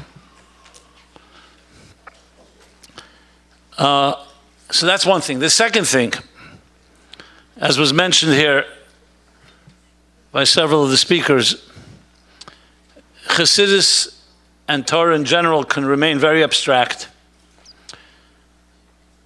Nice concepts, theory, but when you make it come alive, whether it's in this case through art, and the same thing with music, or any other way, creative way of applying that theme or idea with the original approach of the particular artist, is yet another actualization of a potential. And then bringing it all together here, all of us here this evening, and honoring it and respecting it. I can tell you personally, you don't know how many people watching this or are even here will get the courage and strength to say, maybe I can do something because I see others are. And it's not about ego or arrogance. It's just simply the fact that when we're young and we don't have the confidence yet, and I can speak from my personal experience, when I began my so-called career, it wasn't exactly, I didn't have an exactly support system. If anything, it was the opposite. Because as you probably know, the higher you go in our establishment, the more people like to criticize and tell you how everything is not good. And that type of encouragement that a mentor provides, or anyone that you respect, is not so common. I go out of my way, even though I'm busy, that anyone, teenager who hasn't even begun and demonstrated any success, I'll always try my best to sit with them and encourage them to try, because it's the only way you learn how to swim is by getting into the water. There's no one that's a great swimmer, and there's no great artist. Even those that were born with talent, everything requires work. And if you don't do the work, the talent will remain somewhat either. Technology is still catching up with us human beings, in case you're wondering. So all of this combined to me is like really trailblazing, because it has so much potential. And therefore I commend Menachem, and I encouraged him when he began, because the same thing. Will this work? Will people respond? So the mere fact this is already what year? Third year, Chazaka. Okay. So I think we should all give a good round of applause to Menachem.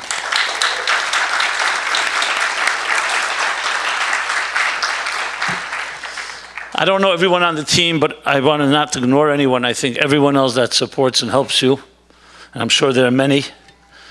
And I really love how our MC is delivering. I was watching it online to see whether it's worth coming over, you know. So you're doing a great job in actualizing some of your talents. And I want to bless everyone here that you all have tremendous talents, and most of them are still hidden. And there's something very special about being able to discover hidden resources, whether it's diamonds in the rough or oil deep under the ground.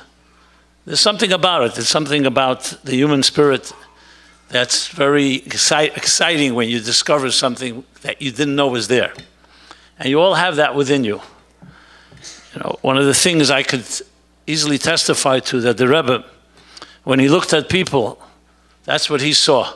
Like some like to say, he didn't see you who you are, but he saw what you can become. And that's a tremendous gift, to be around people who know what you can become. Because we all know where we are, and it's not always a great place. But to see what's possible is a whole different story. I want to share one more thing. Have any of you have heard of this phenomenon called synesthesia? Anybody here? Yeah?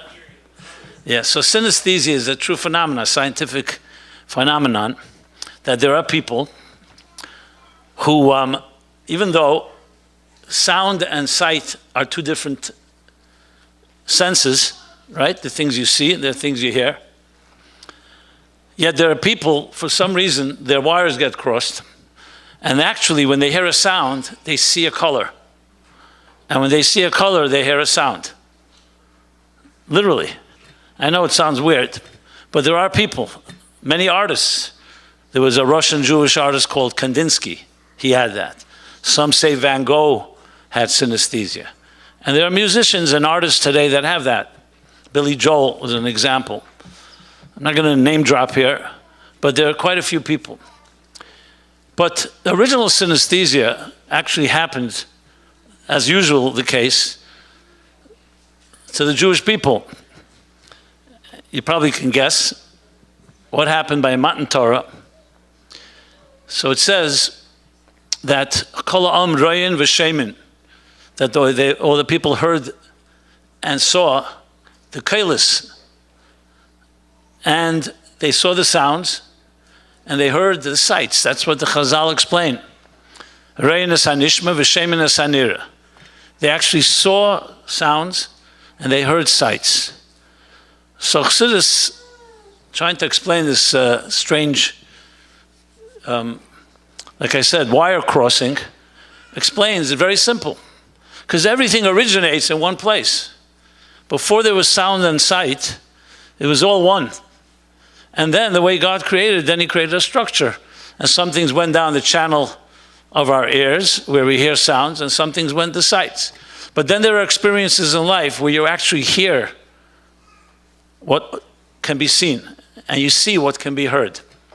And by Matan Torah, because they experienced this epiphany, this revelation, and I commend you also, you quoted, V'ro kol basar yachdav, v'nigla kved Hashem, that when Mashiach comes, we're not told that we'll just have higher consciousness and a deeper way of looking at things. We'll actually see energy. Can you see energy? What does electricity look like? Nobody knows what electricity looks like because it doesn't have a visual. You see the effect of electricity in light bulbs, in air conditioning, in appliances. But electricity is invisible. Imagine you're able to see the energy. Can you see a soul? You can experience it, you can feel it. Can you see love? But there's something called a resonating truth, that when you can see an idea that usually remains hidden, and then you visualize it. It's not just that your eyes can see it, it touches a very deep place.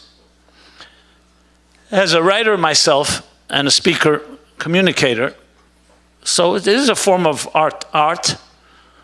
Not that I'm competing with the great artists in this room, but it's a form of art, and I can tell you, my goal always, when I speak or write, is not just to communicate an idea.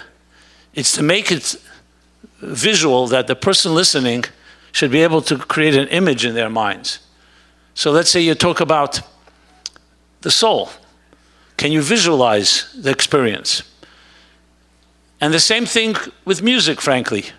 Does it sound like a song or does it sound like a speech? It's very, very different. When it's a song, it touches the heart. When it's a speech, either it touches you or it doesn't. There's an expression, Dvarim hayetzim min halev, nichnasim el halev. Words from the heart enter the heart. Words from the mind go into one ear and off and out the other. The question is how quickly. Words from the heart. Or like they like to say, people don't care how much you know until they know how much you care. And that's something you can't really put into words. Either you feel it or you don't.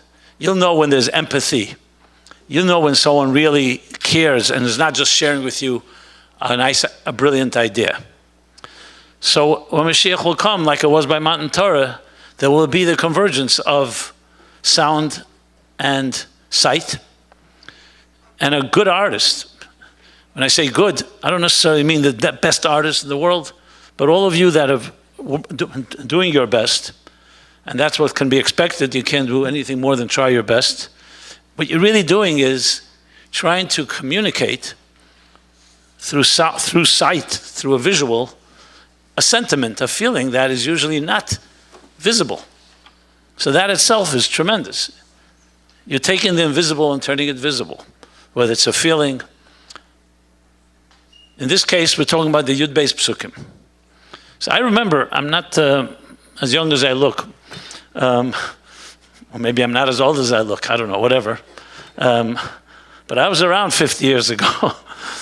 To tell you exactly, I was 19 years old, 50 years ago. You want to calculate my age? 50? Okay, you got it? Okay, good. Like I like to say, I'm 17 years old with 52 years of experience. Let's put it that way. So, so I remember that Rosh Chodesh year, Tavshin Lamed Vov, 1976.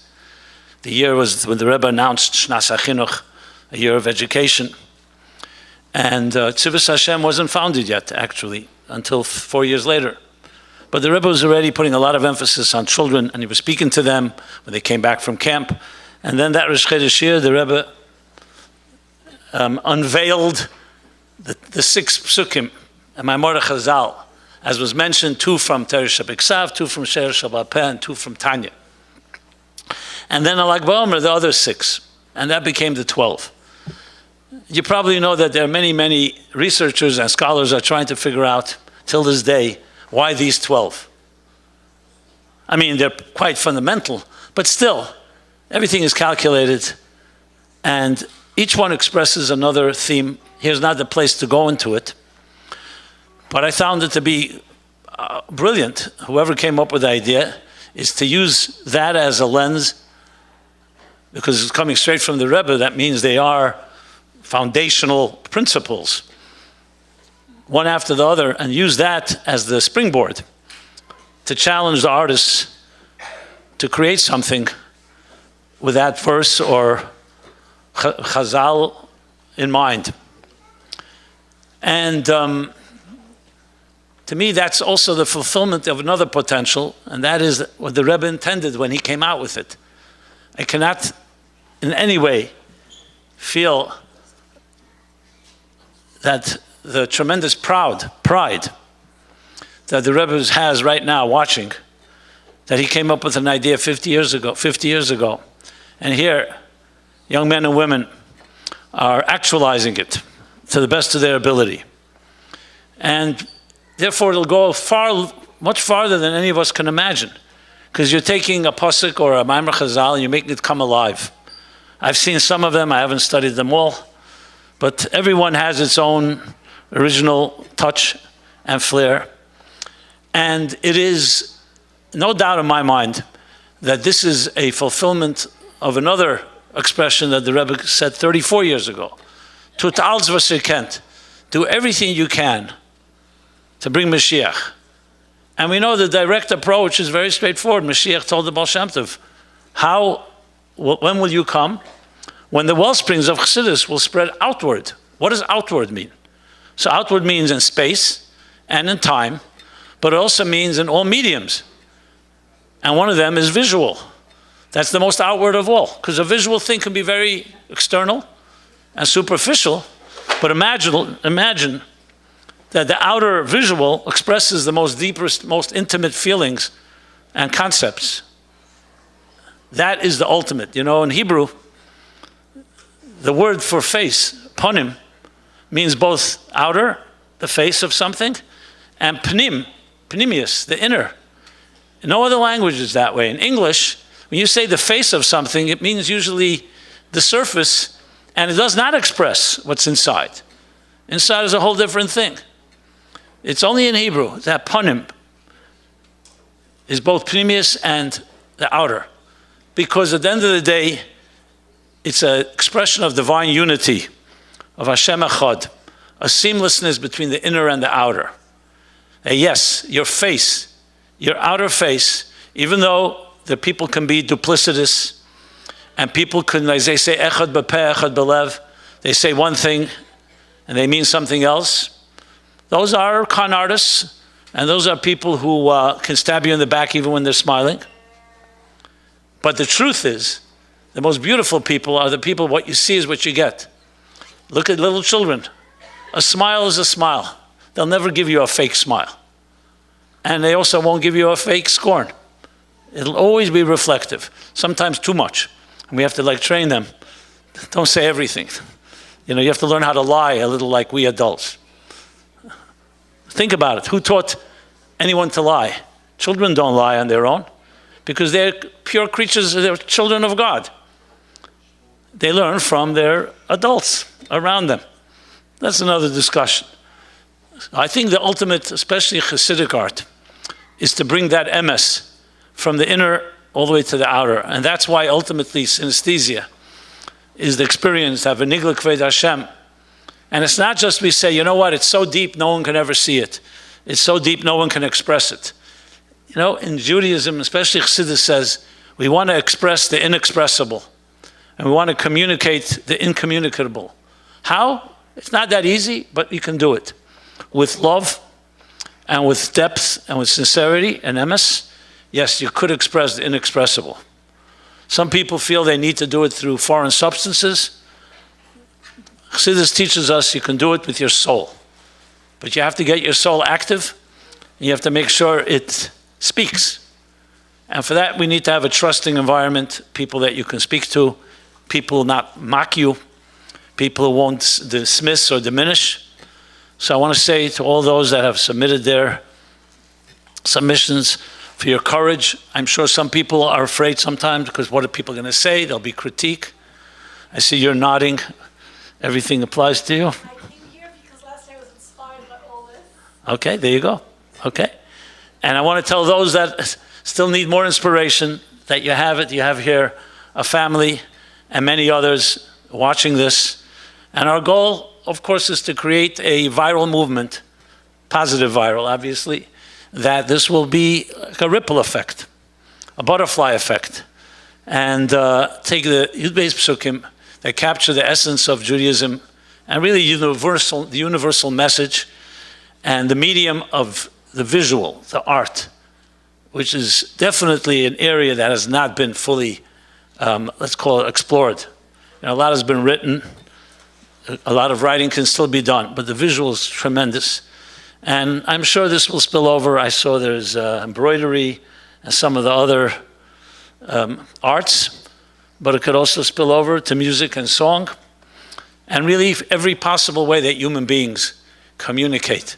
I think I mentioned this last year, and I'll conclude with this, that when Hashem created the world, he consulted with the angels. Why, I don't really know, because he never listened to them. He always consults and does the opposite.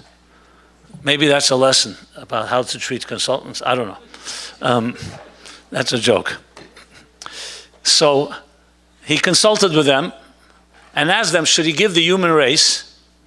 We know the Torah, they definitely said no. But he said, should we give the human race music and art, the arts? And of course the angel said no. Why would you give them such a sublime tool, an instrument? You give it to us and we'll sing your praises and we'll paint your beautiful imagery and we'll create the Merkava, everything angels can do. Humans, they're going to abuse the arts. They'll commercialize it. They'll turn it into ego trips. They'll turn it into weaponizing it by attacking sensitive artists like Michal, and so on. And God said, no, I don't accept your advice. I'm giving it to the human race. And the reason, because I want them to have something to remember me with. If they don't imagine a life without music and without art, or let's, in this case, we start with the art and not music. It would be, we wouldn't even know what it would be like, but it would be a very bland, vanilla type of life, without color, without dimension, without all that ability to express something in like a new language. So here we are. We are channels. All good artists will tell you that we are channels. It's not I may have the art, the skill, but I was given a skill. And when you're in the zone, you're not creating your own thing. You're channeling something from a higher place.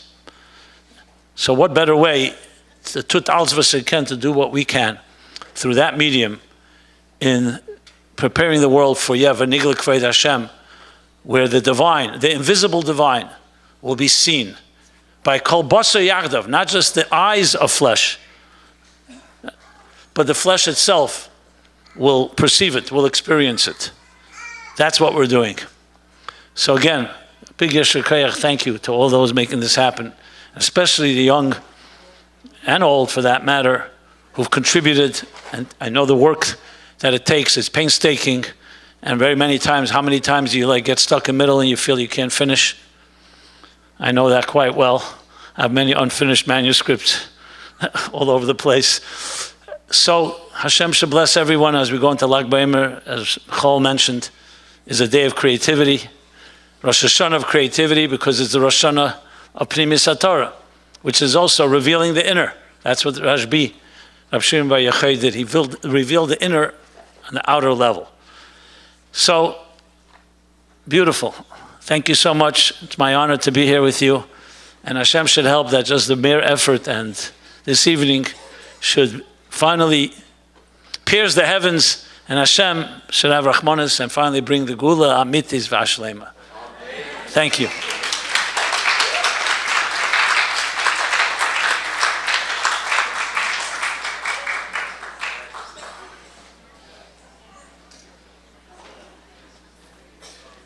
Thank you very much, Reb Simon Jacobson.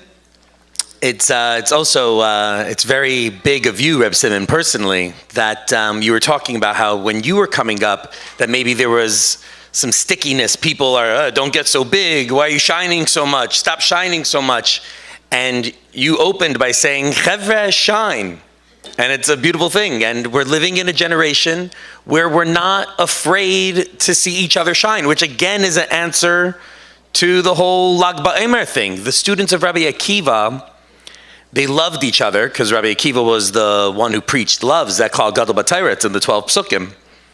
So he's the one who preached love, so they obviously loved each other because they were his students, but they didn't respect each other. Like, I love you so much, listen to me, I want you to live a good life. I don't trust that you know how to go about and navigate your own life.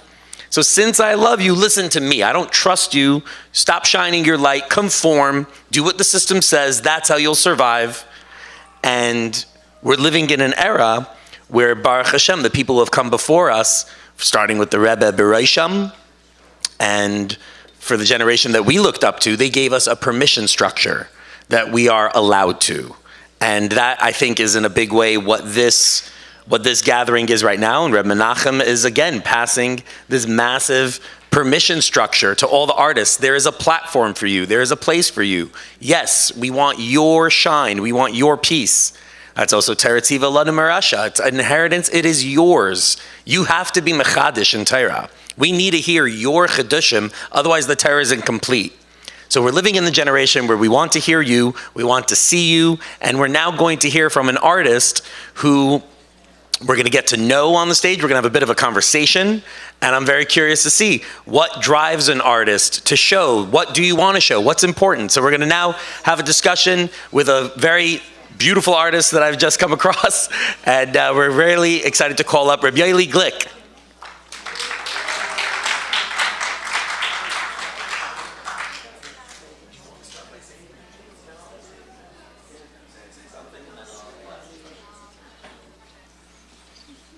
Assalamu alaikum. I first need to apologize to everyone. My English is not the best. It's not my first language.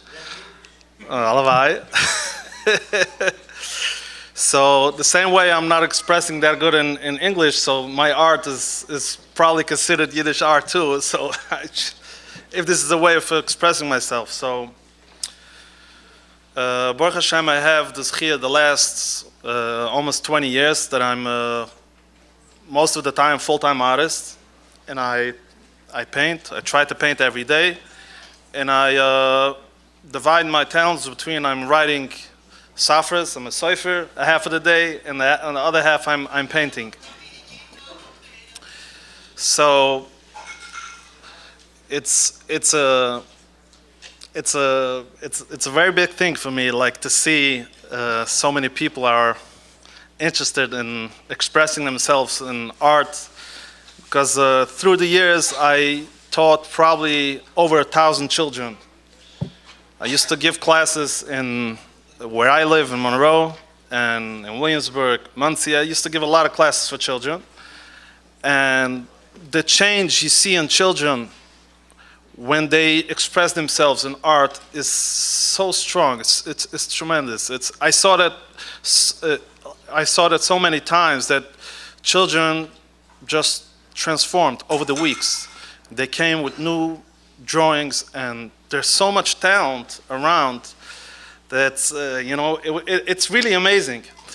And Befrat, Klal Yisrael, our feeling is so strong, and sometimes some people can write, some people can sing, but some people can't. Like I just sent a set for Michal Machnik that in the Ariya Kodesh is written that the Nishmas Yisrael divided in two shroshim. There's Neshamas of Shoresh Kain, Neshamas of Shoresh Hevel. Neshamas of Shoresh Hevel, Ein Koichel Elu Befeh. Their only power is their mouth. They can speak as much as you want. This is their only power. And the Neshamas of this Neshamas of Hevel, Neshamas of Kain, they are creative people. They're not too good in talking, but they can really do things with their hands. And he writes over there, it's a difference when you learn Krishma, where the talis should be. It should be on your shoulder, it should be down, depends from where your neshama is. So it's over there is written that Reb Chaim Vital, it's not like it's a problem to be in Neshmas Kain. Reb Chaim Vital is also a neshama of Kain. So, but when you see in the Shoresh and the Torah, where you see art, is the pasuk says that the Eibstat ungefüllt, Mila Betzal Riach Chachmu, Manim Elaisi, Oisoi, something like that. That expressing yourself and making something beautiful, and through that to bring out the greatness of Hashem, to bring out the beauty of the Eibshat's world, because the whole Mishkan was a piece of art. The Beis Hamikdash was a piece of art, and everything was, a pitoira. It needed to be beautiful, and so it's a shayrish in the Torah that this is a way how to bring the Eibishter in the world, how to show the beauty in Yiddishkeit. But over the years, it's interesting. We're talking here about that. That artist is not just, the good feeling of expressing yourself, because sometimes artist is getting, the feelings he's getting when he's not able to do whatever he thinks he's supposed to do is getting so complicated that sometimes your identity gets so close, so, how do you call that? I don't have the right word for that, but and when you do something that it's not that well and you think it's not good, then you start to think bad of yourself, then you're not too good, and it gets into a whole struggle. So one of the things I had, I saw once a very young artist, a lot younger than me, and he was like starting to do paintings like I could never do. Just started to rip me apart. I used to sit on his paintings for hours and try to figure out what makes him so good. And he's a young guy, was 10 years younger than me. And after a while, I decided, you know what? I'm not going to look at his paintings anymore. Since then, for 2 years, I didn't look at his paintings because every time, it's written in the Gemara that Kina Soifrim Tar B'Chachma. But I saw on one of the Svarim that Kina Soifrim Tar B'Chachma is, no, you can touch it. The jealousy for one Chacham to the other is Mar B'Chachma, makes a lot of wisdom. But I saw in one of the Svarim that most of the people that went into this avoida of Kina Soifrim Tar B'Chachma fell. It's a very, there's the Alter Rebbe says in Tanya that halos machshavas, when you have something bad and you think about it and then you're mile that, it's not avoided for everyone. The same thing is with this. If you look too much at somebody else's work, usually it's going to bring you down. The most you're allowed to do is, you see on someone's work how they try to do their best. You try to do your best. But the one thing is, I'm always saying that sometimes a lack of skill, sometimes when somebody says, I'm expressing myself, is excuse for lack of skill. Sometimes, not always. Because it's not just expressing yourself. Because if someone would express themselves in music and will go off tune and completely something that people can't listen, it's you need to learn a little bit music and make sure you're in tone so you can really express yourself. So in art, today it's like it's a very gray area since abstract art became a thing. But even if someone is doing abstract art, there's still a lot of rules. And the rules are meant to be broken. But if you know the rules, you know how to break it, and you break it right. And you break it in a way that is showing that how strong that could be. So I would encourage everyone to try to do their best and try to draw a lot. And one thing I'm always saying for anyone who wants to learn how to paint and how to draw really realistically and do it right is to paint from life. This is the only way how you become better. And my teachers used to tell it to me all the time, and I was thinking, I want to make parnasa, and it's the ganze Sache. But the only way how to really become better is to go out, where I live in next to Kiryas Yoel. I go outdoors, I take my paints, I immerse myself in the landscape, and I paint.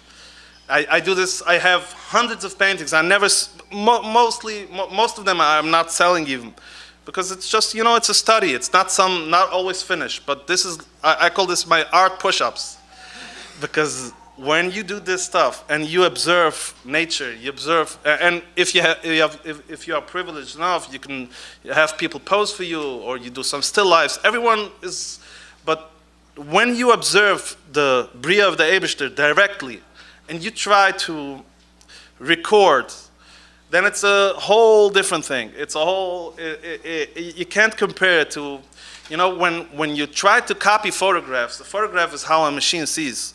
A human eye sees completely different and on a whole different level. The world is a lot more deep and a lot more complicated than a machine can see. Like one dogma, one example is a photograph will always make the darkest darks completely black, the lightest lights completely white. And in real life, it's really far from black, really far from white. And when you start to compare colors and see the real beauty in the Eberster's Welt, then yeah, and then you start to see that you're not able to make, like, you can't recreate that beauty. You can interpret that, explain it, but because a painting or a drawing has no light, you can paint the light effect. So, and the same thing is like he said, that you should give tzedakah before and be mispal before you make a painting. Like every time like a few weeks ago, I was standing in front of one of my biggest canvases I ever stretched, like a huge one, like 100 inches. And I was standing in front of that empty canvas, and I started to have, you know, anxiety. I was, you know, disheartened. I was scared. It's really big, white and empty. No, you just say tefillah, mispal to the Eibishter. We're going to do something with the Eibishter in the Welt. And you just jump in and you paint, you try to do. So one thing I always say, I always tell my students, this is a famous saying from Winston Churchill, that the only fear I have is from fear itself. When I hear a student saying, you know, I'm afraid, then I'm telling them, the only thing I'm afraid is when I see something wrong in my painting, and I worked so hard for that, I'm afraid to change it. I'm going to go dafka. I'm going to go change that, because if you don't break that fear, the fear is going to break you. So I would encourage everyone to do the right things and paint from life as much as you can, and just look on other people's work just to know what is good and what is not, but don't compare yourself to anyone else. And just, well, he said before, but it goes into one ear and goes out from the other ear. There's some things that you're supposed to do that. You know, when you hear, last week, I was somewhere, and a man came in, and he's thinking that he's like a great artist. He did a few paintings, some kachkarayan, and he started tearing me apart for nothing, and he tells me, you know, I need to tell you that I see you're a really good artist, because I see some places you made detailed like crazy, but some other places I see that it's not that detailed. And so I wanted to tell him, you know, this is how I work. Your eye is not a camera. A camera sees the whole world in detail, every leaf on the tree, every grass, but a human eye is focusing on one thing, and everything around it loses a little bit focus. But he was like, he was not here to listen, he was here to rip me apart. So that time he used both ears. You know, one ear, the critic goes in, and then it leaves right away. If I'm lucky enough. Sometimes it sticks to you and then it makes a lot of damage. But you gotta watch out. So I would wish everyone should be able to use all their koiches for avodas Hashem. And like I saw the Rebbe wrote in a letter, the Rambam says, "Hoil v'guf bari derech medarka avodas Hashem." To have a healthy body is one of the drachim avodas Hashem. So the Rebbe writes that it's not just a guf bari, not just a healthy body is one of the drachim avodas Hashem. Everything you do in life is a way how to be avodas Hashem, how to din the Eibishter. So when you paint or you don't paint, it's always a way how to bring the Eibishter in the world. So when you paint, you gotta, like Chanoich Teufer Manolam. Chanoich used to, it was a shoemaker. And all called Tfira, and on each stitch was Mayachet Kitchevrich Shchentai. This is written in Zohar HaKodesh, in the Medrash, that Chanoich was thinking the deepest ideas while stitching shoes. Because it doesn't matter exactly what you do, but what you think in that time. So the Eibusher should help that, all of you should be able to bring out all your koiches, and we should be Mekarvis and Mashiach.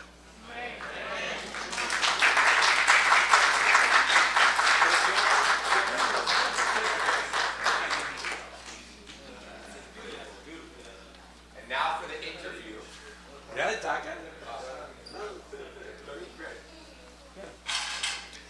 All right, Shkayach, Rabbi Eli Glick, that was beautiful. Yay, more hands, yay. It's very, very special. It's very, very special. We've been saying it in different ways throughout the whole night over here, how everybody has to bring their piece to the world. And it says in the Rambam that when Mashiach comes, nobody's going to have any job but to know Hashem alone. That's everybody's occupation. That's what we do. And now with AI on the horizon, we see how all of our jobs are disappearing, Baruch Hashem. So the whole world's freaking out. What are we going to do? We don't have jobs. But Yiddishkeit knows what you're going to do. We already had the answer. We were waiting for this moment. We're going to sit and know God. The thing about that is, growing up, I thought that meant that we're all going to go back to yeshiva and sit in Zal. And I was like, no, thank you. Shkayach Mashiach, you could take your time. But I don't believe that's what it means, because it's very interesting what Rabbi Eli said was that there are different neshamas. There's Hevel neshamas, there's Kayan neshamas. There's different people who bring different things to the world and interact with Hashem in different ways. Many of us are going to be discovering and learning Hashem. He was saying, what Rabbi Eli was saying, that he goes to the landscape to try to see what is Hashem's beauty that he made here. By making art, it was a practice, bless you, it was making a practice of discovering Hashem. That is the process of making art. Some people, it's in music. Like, what is Hashem's brilliance that he wants me to convey through this guitar right now? Some people will be going back to yeshiva and learning. Everybody in their way. And this art contest is really showing us a new path on how we can sit and know God, which we're very excited for Mashiach to come. And AI and all this, like, we're seeing it converge in a real natural way.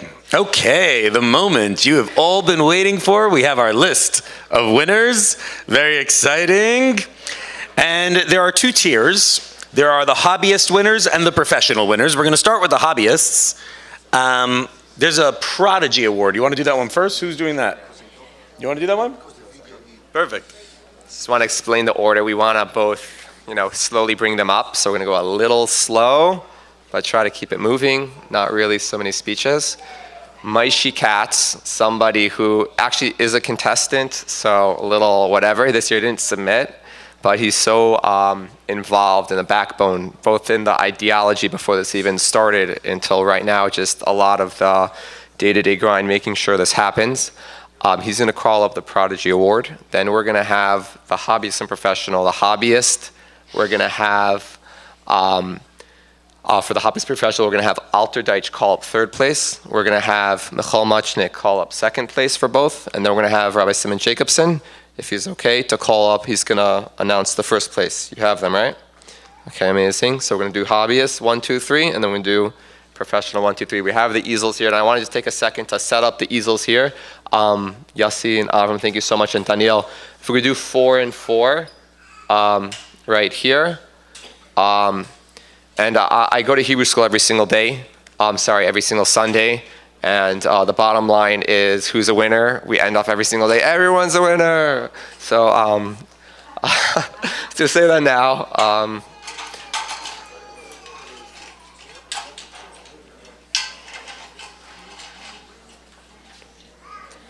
Let's make sure they're like lined up. If you have more space we could get, block the screens. Pretend the screens aren't here. Maybe we do it in front of this. Maybe do it in a way that it's in front of the screen. One last thing I want to say at the end, but I'll say it now as we're setting up. I was really surprised about the winners. Really. I spoke to the judges. We have a technical way we judge. It's a score. I want everyone to have the best opportunity to win. So I actually try to have the judge not speak to each other. I want, let's say one judge might just kind of tell everyone else who should win. I want that not to happen, that maybe one judge likes yours. and another judge likes that person, each person should have a fair chance to get a judge who supports them and have it just technically add up who gets the most points. At the end of the day we also discuss just to make sure that it makes sense. The pieces really that came as the winners were very interesting. So it wasn't like one judge says, these are the pieces. It kind of came together. Very surprising, all very beautiful pieces. So I hope, number one, we applaud whoever won. Everyone put a lot of hard work, and especially the winners. They're time to shine. Yeah? Okay. So I'm going to call it Maishi Katz is going to announce the first one, and I'm just going to ask all the people calling up just to go a little slow, kind of look for us bringing the piece up, just to give us a minute. So we're all kind of, here it is. This is the, I'll give you a cue. So. Start all the way here. So you guys got it up. When he calls it up, you guys go for it. For the first Prodigy winner, I'd like to call up Freda Freeman.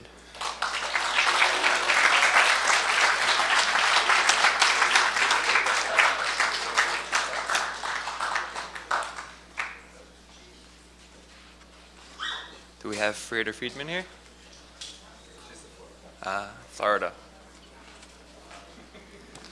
We're saying hi. We're applauding. That she won. This is literally the first time she's hearing. She wasn't told she's won. This is the first time anyone's hearing that they won.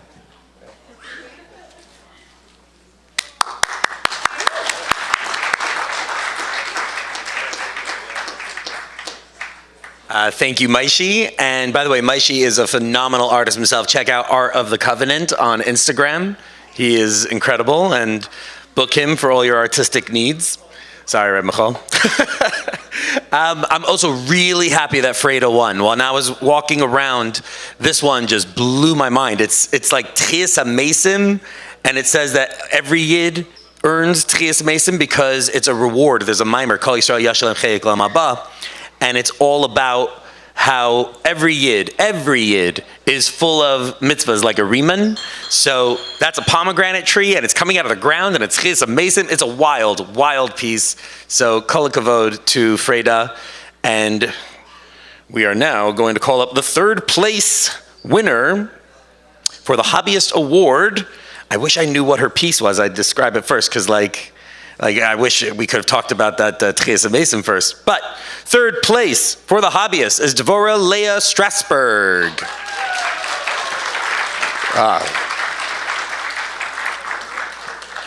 Welcome to the stage, Devorah Leah Strasberg.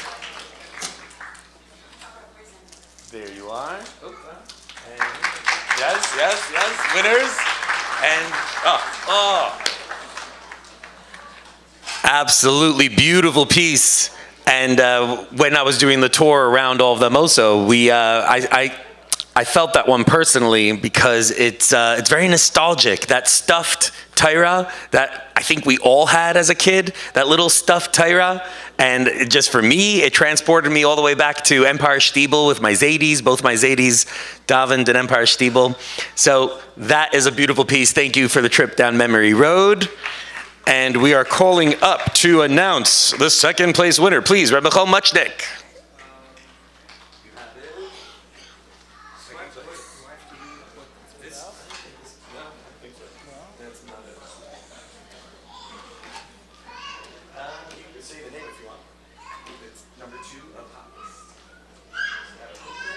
Okay, so second place winner is, I hope I'm pronouncing this correctly, Maya Fuchs. Is that correct?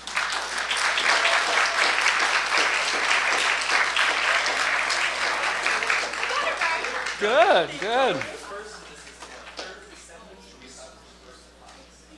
Thank you.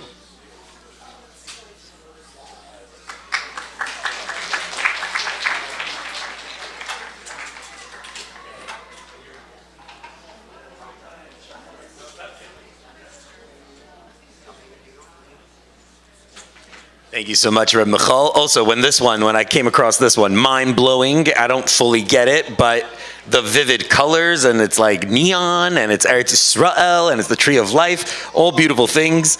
I also just love that it's like a hard shape, which is making our easel carriers a little difficult, technical difficulties, but shkayach guys, you're rocking it. To call up our first place hobbyist winner, please, Reb Simon Jacobson.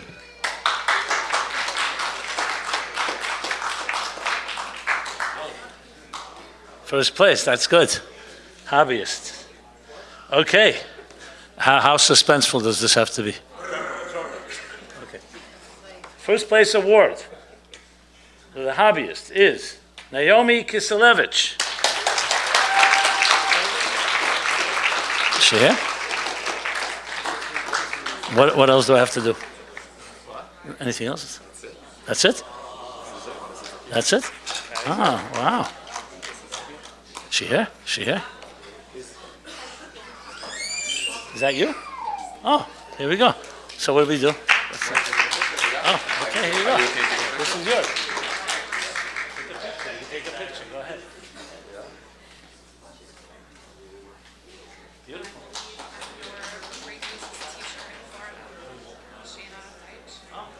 My great niece's teacher in Florida.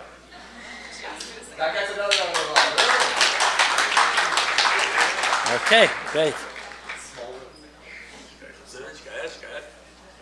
Wow, wow, wow. Kol Kavod. I'm also really happy that this one won also. When we were doing the tour, it was unbelievable how it has like a dual perspective. There, she's leaving, it's he. He's leaving Egypt, going through the Split Sea, heading towards the light. Oh, maybe raise it for a second. Yes, yes, yes. A round of applause for the piece of art that the artist just got the award for. Unbelievable. And it's really great because you see leaving Egypt, heading towards the light, and then what is the light is when you reveal your own self and get your own Meitzarim out of the way. I just saw this one, and I'm really grateful. I'm really happy you won. So Kol Kavod, Shkayach. Beautiful, beautiful piece. And now, for the professionals. Woohoo! We have, there's so many good pieces of art, it was impossible to decide. We have two winners tied in third place. Unbelievable. We're gonna call up our first third place winner. And this award is presented to Sasha Ginsberg. Sasha? Is that a guy or a girl? I don't know where I'm looking. I'm like, oh, Sasha, Sasha? All right. No, yes, no, no. Well, Sasha is from Germany. Ah, Sasha is from Germany. And she just found out she won right now. Yeah, congratulations, Sasha. I really have to read the card of that one because I didn't get it, but I loved it. It's like Maisha Mountains, Mountain Moses, Staff, Future. I don't know, but it's gorgeous. I love it. I can't wait to read that card. So we're going to hold on to this Sasha Ginsberg award. We're going to put it right here. And for our third place professional winner, unbelievable, this award is presented to Ricky Benefeld. Yay, Mazel Tov, Ricky Benefeld. Ah, beautiful. Shema Yisrael, Hashem Elokeinu, Hashem Echad. Beautifully done to the winners. And now we're going to ask Reb Michal to please announce the second place professional winner.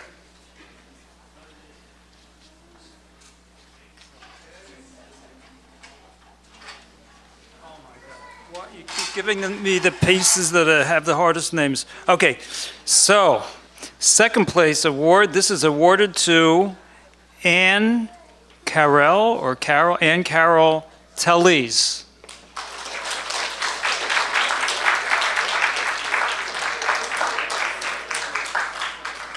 Also from Germany. Yeah, beautiful, beautiful painting. Is she here? And She's in Germany right now. Okay, so who's taking this? You?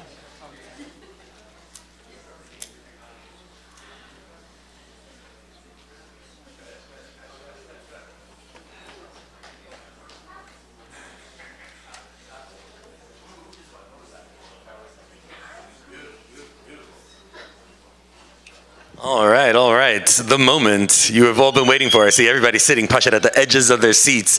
You made it through all the speeches, all the other winners, for this moment to see. Are you that awesome to be the number one, first place professional winner? And Reb Simon is going to come out and let you know if it is you or who. Reb Simon, please.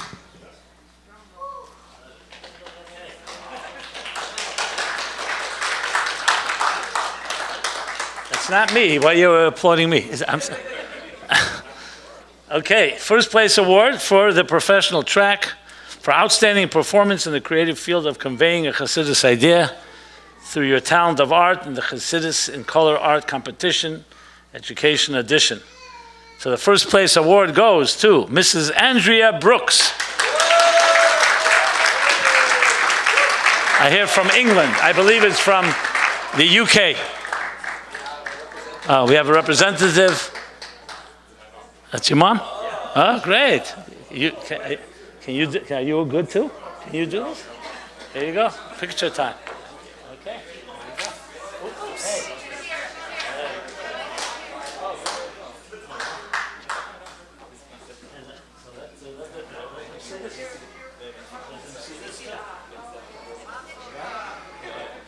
Good. All right, look at over here.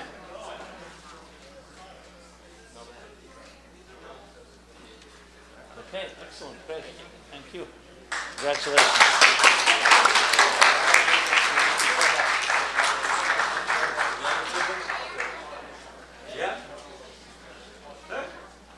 All right, boys and girls, thank you so much. We're just going to close off the evening by calling up the man who made it all happen, and he's going to thank all those who helped him make it happen. But no matter who he thanks, really, it's a big, big credit, and all the people that you've gathered here and all the art that you didn't create this art, but you've inspired and you've moved the ball to make the art happen. So shkoyach, please, everybody, Menachem Meltzer.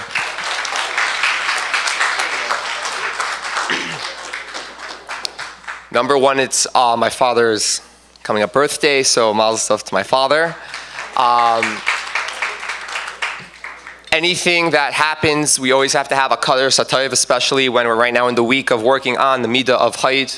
A massive, massive thank you to, not in order at all, I want to say a massive thank you to Rabbi Simon Jacobson for hosting this beautiful event. Thank you so much.